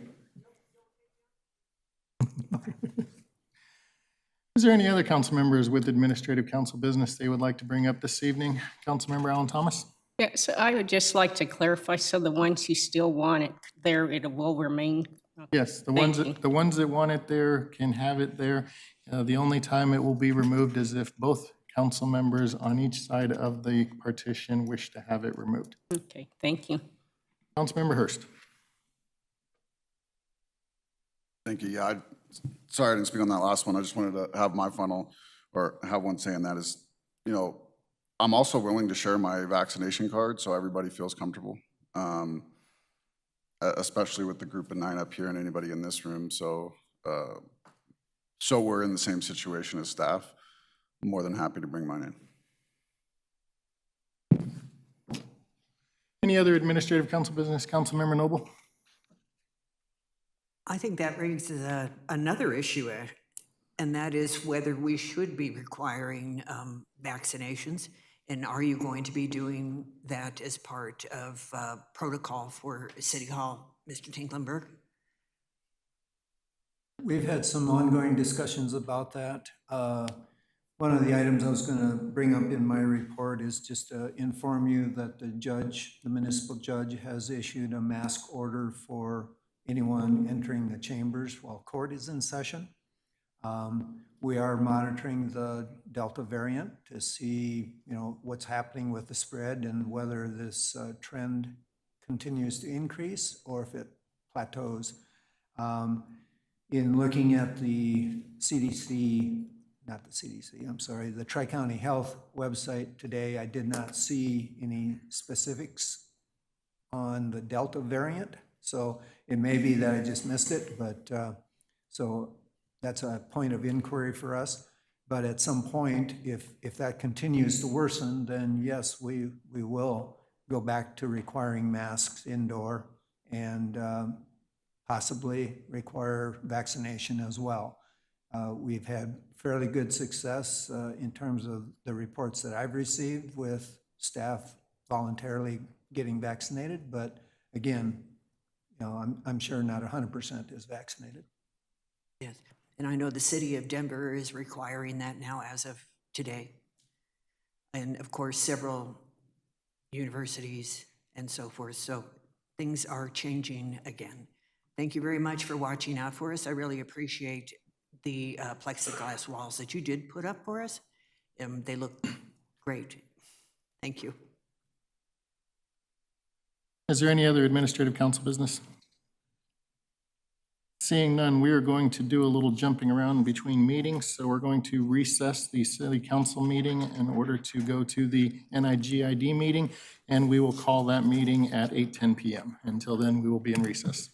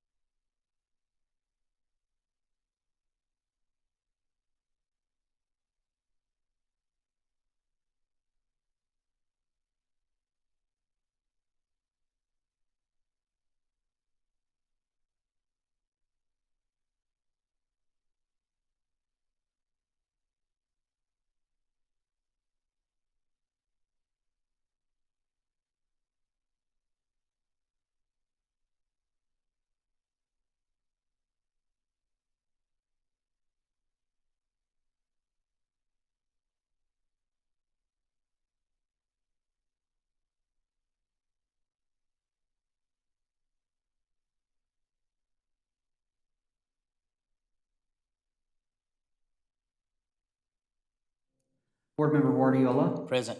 Board Member Hurst, Present. Board Member Grimes, Present. Chair Huesman, you have a quorum. Thank you. At this time, I'm looking for a motion and a second to excuse any members not present. Councilmember Alan Thomas, So moved. Councilmember Grimes. I'll second the motion. I have a motion and a second to excuse those members not present. Is there any discussion? Seeing no request for discussion, we'll do a voice vote. All those in favor signify by saying aye. Aye. Any opposed, say nay. Motion carries 6-0 with 3 absences. We'll move on to ordinances on first reading. We have ordinance NIGID 181, which is amending the 2021 budget.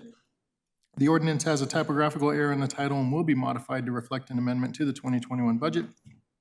Does anyone on the board have any questions for staff? Seeing no requests for questions, I'm looking for a motion and a second to approve on second and final reading ordinance NIGID 181. Vice Chair Frank. So moved. Board Member Grimes. I'll second the motion. I have a motion and a second to approve on second and final reading ordinance NIGID 181. Is there any discussion? Seeing no request for discussion, we'll do a roll call vote using our touch panel.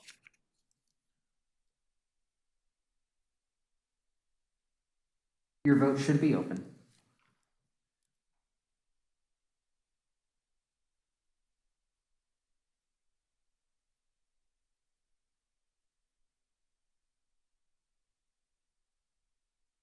And that is going to pass 6-0 with 3 absences. We'll now move on to resolutions. We have 2 resolutions this evening. The first is Resolution NIGID 2021-06 for the purpose of calling special election and approving ballot questions. Would like to invite Roger Tinklenberg, Executive Director to the NIGID, to introduce the item. Thank you, Mr. Chair. Excuse me. So in discussions with the financial advisor that we have working with us and the bond attorneys, we determined that there's actually 2 questions that should be asked of the voters. The first one is asking for an increase in taxes, although in reality it's not an increase in the tax rate. So under Tabor, it has to be worded as a tax increase because it would become basically permanent, or as long as this body decided to keep it in place, fixing it at 20 mills. And that's the current mill levy now. And so it would extend the mill levy for the purpose of being able to pay for ongoing capital projects. And those projects could include such things as building a park, such things as a police substation, such things as street improvements, drainage improvements, all of those type of uses. And so it's basically broadening the authorization and asking for the authorization to use ongoing tax revenue for ongoing capital projects as those arise. The second question is asking if the voters will authorize the issuance of debt. Now, there's no current plan to issue debt, but this would authorize in the future being able to issue debt for those same type of projects, those capital projects. And so some of the streets, for example, that we know need to be improved are Chambers Road. Another one is 96th Avenue. So those are the type of street projects that would be built with it. There is a planned park site at the Bison Ridge Recreation Center that we would like to see that develop and be a fully accessible park like Veterans Park was designed to be. And so having, again, an accessible park in the north area that is available to all the residents there. So those are just a couple of illustrations. And so again, to reiterate, the plan is to never increase the mill levy above the current 20 mills. The authorization would be to use it for ongoing capital projects and also to repay debt if additional debt were issued in the future. And the plan there would be to phase in. For example, we're asking for authorization up to 295 million. But again, that would be issued in phases as this body determines the need is there and also that there's adequate assessed value to be able to repay those new bonds at that time. So I would envision, several years from now, this body may decide, okay, it's time for a police substation and issue bonds to build it at that time. So those are illustrations of the type of uses that it would be put to. So other than that, I'm certainly happy to answer questions, but I don't think I have any other information to add to what I talked about. Does anybody on the board have any questions for staff? Board Member Noble. When you say, Mr. Tinklenberg, that it won't increase the tax rate, are you also saying that it won't increase the property taxes of residents in the northern range? Well, there's two factors that affect, well, there's actually three factors that affect what a person pays in taxes. One is the mill levy, which is what we have control over, this body does. Another is the assessed value, which comes from either new construction or comes from sorry, I'm forgetting the exact technical term, but when every 2 years when your property value is reset, that also affects the amount of taxes that you would pay. And then the third item is what was referred to earlier here. The state legislature changes the percentage from time to time of what value, what your assessed value, what your market value is calculated against that percentage. Right now, they recently reset it to 7.2% for residential, and it's at 39% for commercial. And so from time to time, they'll tweak those percentages, and typically the residential has been going down, and so that would decrease property taxes. And they typically do that when they see the values, the market values increasing. So Okay, may I interrupt? Sure. I was speaking specifically to this mill levy. Is this a mill levy increase that will affect our property taxes? No. That's what I said earlier. The mill levy will always stay at 20. It will not increase. So how will the 295 million be repaid? What we have seen in the last 5 years is an average increase in the total assessed value district-wide of basically, it's about 7 to 8%. And what has driven that is new development. So as new homes are built, as these industrial buildings are put up, that increases the total assessed value for the entire district. And so when there's increased value for the entire district, then more tax revenue is generated by that same mill levy. So if we're currently at 20 mills, and we'd stay at 20 mills, then why do we need this bond issue? Aren't you going to be raising these funds anyway as the assessed valuation goes up?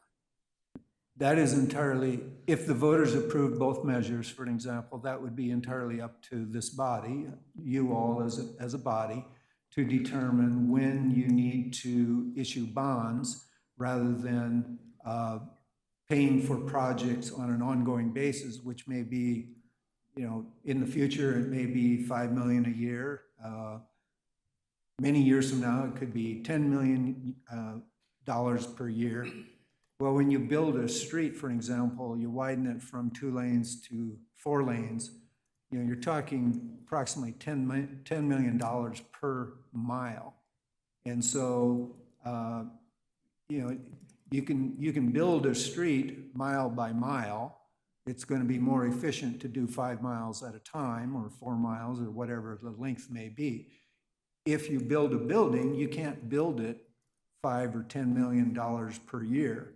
You have to accumulate enough money to do it. So theoretically, sure, you could, save up money over the years and then decide to build a building.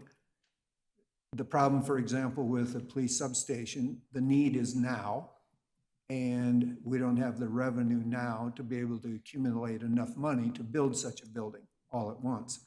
And so that's when you issue bonds, so you can build the whole building, and then you pay off those bonds, just like when you purchase your home. It's like a mortgage, and you take out a mortgage, purchase the home, pay that off over time as you live in it.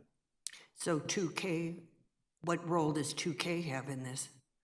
2K is for street and recreation projects that are citywide, not limited to this district. So the NIGID, the Northern Infrastructure General Improvement District, is for a defined area. And it's typically 96th Avenue to 120th Avenue, and basically, I would say Brighton Road to Tower Road is just generally, the boundaries for its inclusion area.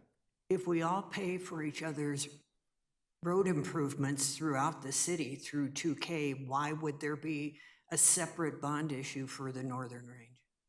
Because 2K alone is not adequate to cover everything that is in the Northern Infrastructure General Improvement District. Is there anything that is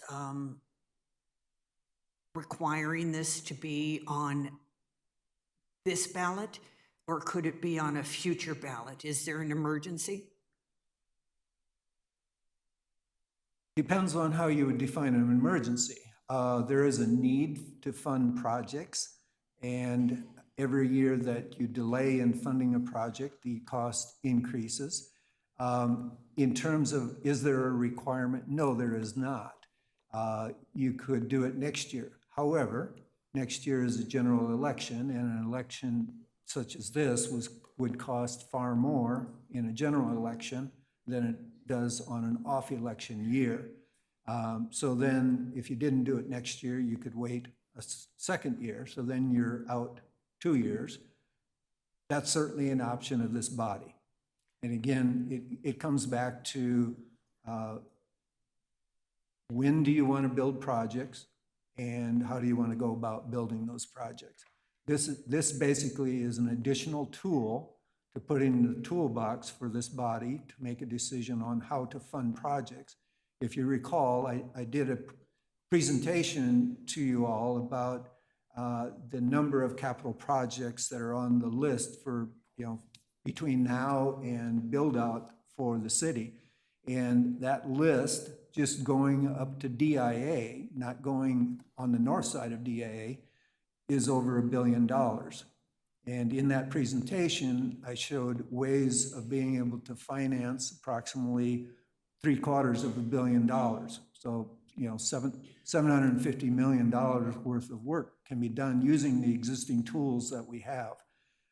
This would provide a tool to basically finish out that toolbox by being able to fund another $250 million.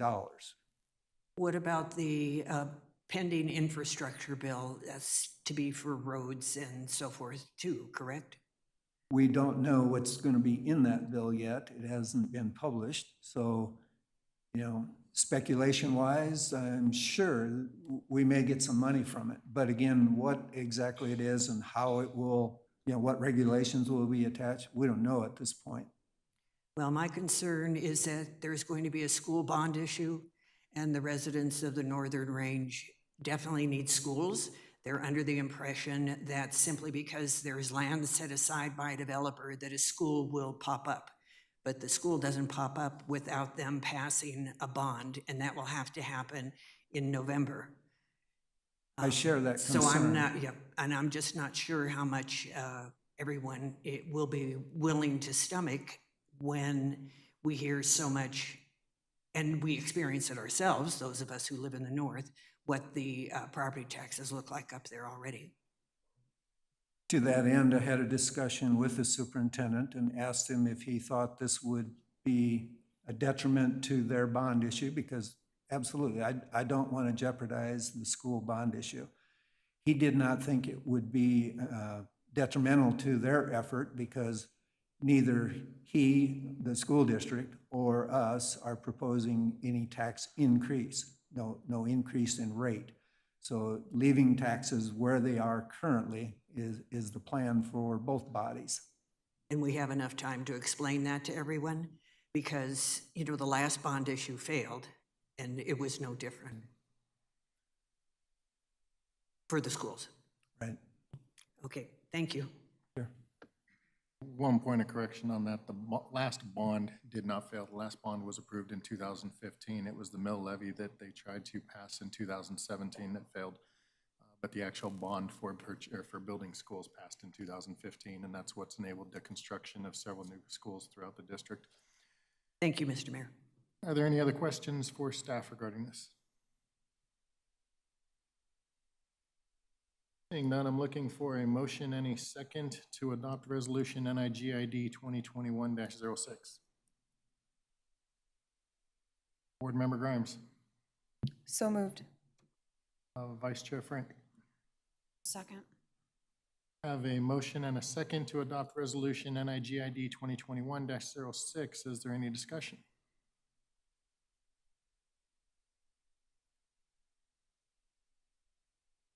Seeing no discussion, just going to give my point of view on this. Question as far as why can't we use Y2K bonds? Y2K bonds are funded via the sales tax, and that's a 1% sales tax that voters approved back in 2013 in order to fund those bonds. A majority of that sales tax revenue is generated in the southern part of our city. The biggest area that people in the northern part of the city have to spend money is King Soopers, and we don't tax groceries in the city of Commerce City, so we're not generating a majority of the sales tax up there. To fund these projects that are primarily located within the NIGID boundaries, it wouldn't be fair of all the residents in the southern part of the city to continue to pay all those sales taxes just so that we can continue to spend that money within the confines of the NIGID. The NIGID was structured years ago as a means of allowing the new development to pay their own way, to not have to take money from the southern part of the city in order to fund that northern infrastructure and allow development to occur up there. The ability of the NIGID to go out and get more bonds in order to fund projects that are drastically needed to keep up with, or at least try to catch up to, the growth that we have seen in the northern range is the most prudent action that we could take as a city council or as an NIGID board to fund those projects without needing to dip into the revenue generated in the southern part of the city. Because of that, I'm 100% in favor of advancing this NIGID resolution forward and putting this on the ballot for residents to have the choice of whether or not they want to grant the ability for these additional bonds to be taken out without increasing their taxes. I think that it is one of the greatest things that we have in the state of Colorado is the fact that we cannot raise your taxes, we cannot take out bond without voters approving it. And I firmly stand behind that principle, and so this is the avenue for us to be able to go forward in order to do that, and therefore, again, I'm in full support of this resolution. Once again, every one of the projects that are being identified are in the northern range because it is solely within the confines of the Northern Infrastructure General Improvement District, and only residents who are within those confines would be tasked with paying back those bonds through their property taxes, which is currently set at 20 mills. Given all that being said, is there any other discussion? Councilman Board Member Noble? Thank you. What are the boundaries for this bond issue? Generally speaking, you are from Highway. I was asking Mr. Tinkleberg. Well, as I stated earlier, it's generally from Brighton Road to Tower Road, and then 96th Avenue up to 120th Avenue. Now, there's going to be variations, but just generally broadly defined, that's the area.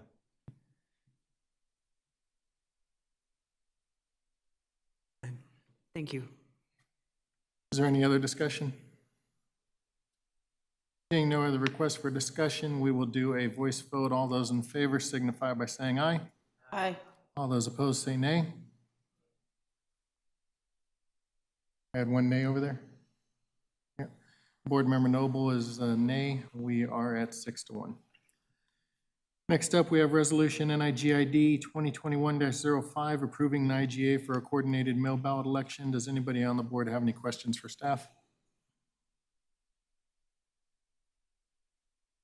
Seeing no requests for questions, I'm looking for a motion and a second to adopt Resolution NIGID 2021-05. Vice Chair Frank. So moved. Board Member Grimes. I'll second the motion. I have a motion and a second to adopt Resolution NIGID 2021-05. Is there any discussion? Seeing no request for discussion, we will do a voice vote. All those in favor signify by saying aye. Aye. All those opposed say nay. I have a pass 6-1 with Board Member Noble being the dissenting vote. That's all the business we have this evening for the NIGID meeting. We will adjourn and reconvene the City Council meeting. Next on the agenda for the City Council meeting are council reports. City Manager Tinklenberg.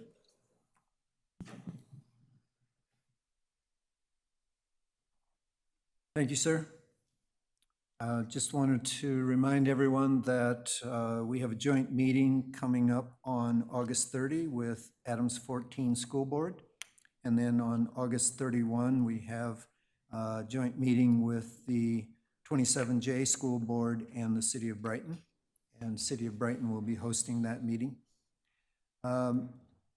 City Clerk's Office has been working on candidate information, and we have a meeting this Wednesday, August 4 at 6 o'clock for candidates, and it's general information, particularly aimed at new candidates, but people who are running again are welcome as well. Community development, regarding the comprehensive plan, they've been conducting pop-up outreach basically at the concerts in the park. And so there's one coming up on Thursday, and I'll mention that in a minute, but the one at Veterans Memorial Outreach had between 40 and 50 residents that participated, so it's a good opportunity for them to be reaching people. Residential permits, there were 82 in July, and in terms of caseloads, that's been fluctuating between 191 and 195. In terms of emergency rental assistance, I had reported on that earlier, but again, just wanted to reiterate that $585,000 has been obligated through the end of July, and there's still $856,000 that's left. So if you know of renters that need assistance, please encourage them to apply. Court, I mentioned earlier that the judge has issued a mask order for court sessions, and that was effective on August 1st. In terms of what economic development is, a couple things that they're working on. One is the state of the city. They're assisting the chamber on arranging that, and that'll be held on September 23 at the Bison Ridge Recreation Center. And then also there was a request as a result of the Adams County Site Selection Summit that there be a tour of Sutrec, and so Economic Development is arranging for that tour for council members to go through Sutrec. They make air conditioning units for trailers, campers, RVs, a whole variety of different types of equipment. Finance, of course, is working on the budget documents, and next Monday you'll get the first peek at that. Parks, Recreation, Golf, the Monaco Park renovation received an award of $960,000 from Adams County Open Space. So that's awesome, awesome grant for that project. And Beyond the Call of Duty is a traveling memorial, and that will be here at Bison Ridge on August 12 to honor Kurt Holland. August 12. And then on August 20 is the Kurt Holland Memorial Golf Tournament. And it sounds like we've had a really good success and people signing up for that. August 21 is Buffalo Run's 25th anniversary. 25 years that the golf course has been there. And so they're planning special events for that.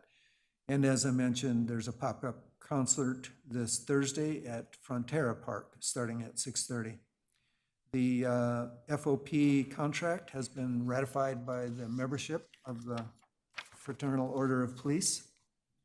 And they've also met with 27J to advise them of our staffing challenges and the decision not to place SROs, school resource officers, in the schools, at least for the first semester of this year. And they also have scheduled a meeting with Adams 14 to advise the same thing. And as Deputy Chief Moon mentioned earlier, shortages are making the maintenance of current staffing levels difficult. And they are also evaluating levels of service to determine if there are areas where they can shift some operations. There's also a partnership with the University of North Dakota. This will allow graduate level students to research and make recommendations for several police department related projects. And they have agreed to take on 5 projects for us, so that's very welcome. National Night Out, that is slated for tomorrow evening from 6 to 9 p.m. There are several neighborhood events that are scheduled, and the police department are going to attend as many of them as they can, but again, that depends on calls for service. And then the police chief will be addressing at the CML conference on September 22 to 24. He will be addressing police reform. And so that's at their special conference this fall. Public Works, the Walden traffic signal is operational as of July 29, but the pedestrian push button and ADA ramps are still being worked on, and we expect final delivery by the end of this week on that. There's a free large item pickup that's going to occur Saturday, the 7th of this month. Subdivisions including Buckley Ranch, Buffalo Highlands, Buffalo Mesa, and Reunion. And then weed control, the staff is performing weed control around the Second Creek open space area. They did that last week and finishing up this week. That's it for my report. Happy to answer any questions to the best of my ability. Anybody on council have any questions for Mr. Tinklenberg regarding his report? Seeing none, thanks, sir. I do have one question. Did I hear correctly that we're not going to have SROs for the first semester in either school district? That's correct. Thank you. Any other questions? Seeing none, we will move on to our Deputy City Attorney, Mr. Hayter. Thank you. I have nothing for you tonight. Thanks, sir. Does anybody on council have a report they wish to give? Councilmember Grimes. Thank you, Mayor. Last Tuesday, I had the pleasure of attending the Adams County Commissioners' public hearing to accept an open space award on behalf of Commerce City in the amount of $960,000, which is going towards the renovation of Monaco Park. And so I'm very happy to receive that and happy to be there to pick it up. Councilmember Noble. Thank you. First of all, I'm curious to hear from Councilmember Hurst about the impact of the Glenwood Canyon closure on all of the trucking here in Commerce City. He reminds us often that we're a hub, and I was just sensitive to the fact that that's a primary route. And knowing his role at CDOT, I thought perhaps he could give us some insights. That's my first question. Yeah, I'll go ahead and answer that right now if you don't mind. It's going to be impactful. It's going to continue to be even more impactful as the closure extends. Primary reasons, there's already discussion about bagging gas pumps, both Western Slope and in the metro. There's a significant supply shortage. It's kind of a perfect storm scenario where you're doing the turnover from 9 to 7.8 fuel for the summer, All of that kind of piled up on top of itself, on top of a historic driver shortage. As you close I-70, the detour routes create one-way trips of 7 hours opposed to 4 hours. And so the western slope's gonna feel this the most in areas such as Montrose, kind of south of Grand Junction.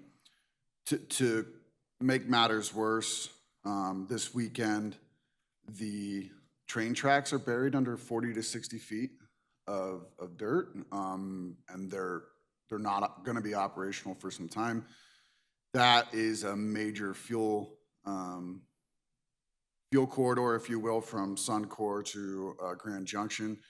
And so to be able to accommodate those needs, you would need probably 2 or 3 times the amount of drivers, and this market's just not prepared for that. And so there's gonna be impacts. The impacts for Commerce City are gonna be as always. I mean, we aren't a hub, we are the hub of Colorado. About 80% of truck trips originate in Adams County. And so, and I would say easily a large majority of those start in Commerce City. And so we will continue to see our workers and our businesses busy with that. One thing I will say is even in these emergencies, no one takes shortcuts on safety. You still have to have your driver's hours of service, and your rest still comes into play. But in all reality, those who are driving trucks right now, our state really depends on them. And so, you know, if you know somebody, you know, tell them thank you. But in all honesty, they're probably going to be working 6 days a week to the maximum hours available to them, because even with that, we'll still be short a significant amount for all of our supply chains, but specifically fuel, construction materials, and hay are the number 1, 2, and 3 commodities that are being impacted the most right now. I'm sure there'll be economic consequences too then. Yeah, well, I mean, if you look at the gas pump, that's gas prices right now, direct correlation with supply and demand there. You know, the burn scars and kind of the double-edged sword on the moisture that's happened. I say double-edged sword because the western slope is in a severe drought. You bring in these monsoon rains, and they're a blessing from a water need standpoint. But when you have burn scars like Pine Gulch, Grizzly Creek, Cameron Peak, all of those, and it's not just I-70 as we've seen, you know, obviously up in the northern counties in Larimer County and Boulder, those are going to be impacted long term. Obviously, it's not the 2013 floods, but in terms of impacts in the mountain communities, there's going to be a similar impact there. And we all know, I mean, anything that talks about, you know, new routes in the mountains starts with a B, and that's just not conducive to anybody's budget in Colorado right now. Yeah. And it's dangerous for the truckers too. Those roads aren't necessarily made for 18-wheelers. Yeah, I mean, Independence Pass, just to give you an idea, my staff takes usually about 225 phone calls a day. And today our number was around 360. And that's with five people answering phones. And so just trying to keep track of where to route. You know, it's really tough because our public information office is saying, go ahead and route on I-80 through Wyoming. Well, Wyoming's construction season is shorter than Colorado's, and there was a 2-hour construction delay on I-80 on a Sunday. And so you can imagine the impacts that has to our whole workforce driving trucks out there. So it's not just gas, it's not just construction materials, it's not just hay, but think about King Soopers, Safeway, and those distribution points for all of our mountain corridors. Those are impacted for the same reasons. A normal one-day trip turns into a 2-day trip. Now you have to pay for that driver's hotel room, their dinner, you know, so on and so forth, which is not a standard charge. So look, you know, I think companies are looking at emergency impact fees and so on and so forth.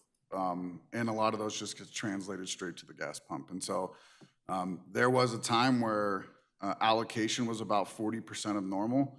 And if you didn't have a contract, you weren't getting fuel. And so you'd saw some western slope especially, gas stations that were feeling those impacts and bagging their pumps early. Thank you very much. And I know we have a lot of truckers who live in Commerce City, so I wish everyone safety too as they navigate those roads. By the way, I did look for the notice regarding, I'm getting feedback. I looked for the notice regarding the Boards and Commission meeting on Saturday, and it's neither on the calendar list nor on Legistar. So I will, however, attend. Thank you. Are there any other council members wishing to make a report? Seeing none, I'll go through mine quickly. Tuesday morning, had a meeting with potential developer for the area surrounding the commuter rail station at 72nd and Colorado. Thursday evening, attended the Music in the Park at Veterans Memorial Park. Would like to thank again the Cultural Council, the food trucks, the band, and of course the residents that also attended. Friday evening, I attended a citywide baby shower at the Reunion Coffee House that was put on by Community Uplift Partnership for new and expectant mothers in our city. Thank you to CUP for holding this event, and to the South Adams County Fire Department who were on hand to teach proper installation of car seats and child and infant CPR. Today, I had lunch with the property owner of the commercial property on the northeast corner of Chambers and 120th. We discussed potential businesses that he's trying to land on that parcel and his desire to build an RV storage lot. Would like to thank the Adams County government for the grant for Monaco Park. That is one of the things of collaboration that we spoke about during AC Rep and the Site Selection Summit, and greatly appreciate their willingness to give those funds back to our community so that we can continue to make improvements for recreational opportunities within our city. I'll be in Salt Lake City tomorrow morning and Wednesday before returning home on Thursday. In addition to doing work, Economic Development has arranged a meeting for me with a restaurant that is headquartered there, and I thank them for their assistance in doing so. During my absence, the Mayor Pro Tem is designated as the mayor. I have for my report, we'll move on to the executive session. Looking for a motion and a second to enter into executive session pursuant to CRS 24-6-402, parentheses 4, parentheses A, regarding the potential acquisition of property for drainage purposes in the Irondale area, and CRS 24-6-402, parentheses 4, parentheses F, regarding mid-year performance goal assessments for the city manager. Councilmember Allen Thomas. So moved. Councilmember Grimes.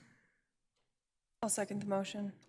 I have a motion and a second to enter into executive session for the stated purposes. Is there any discussion?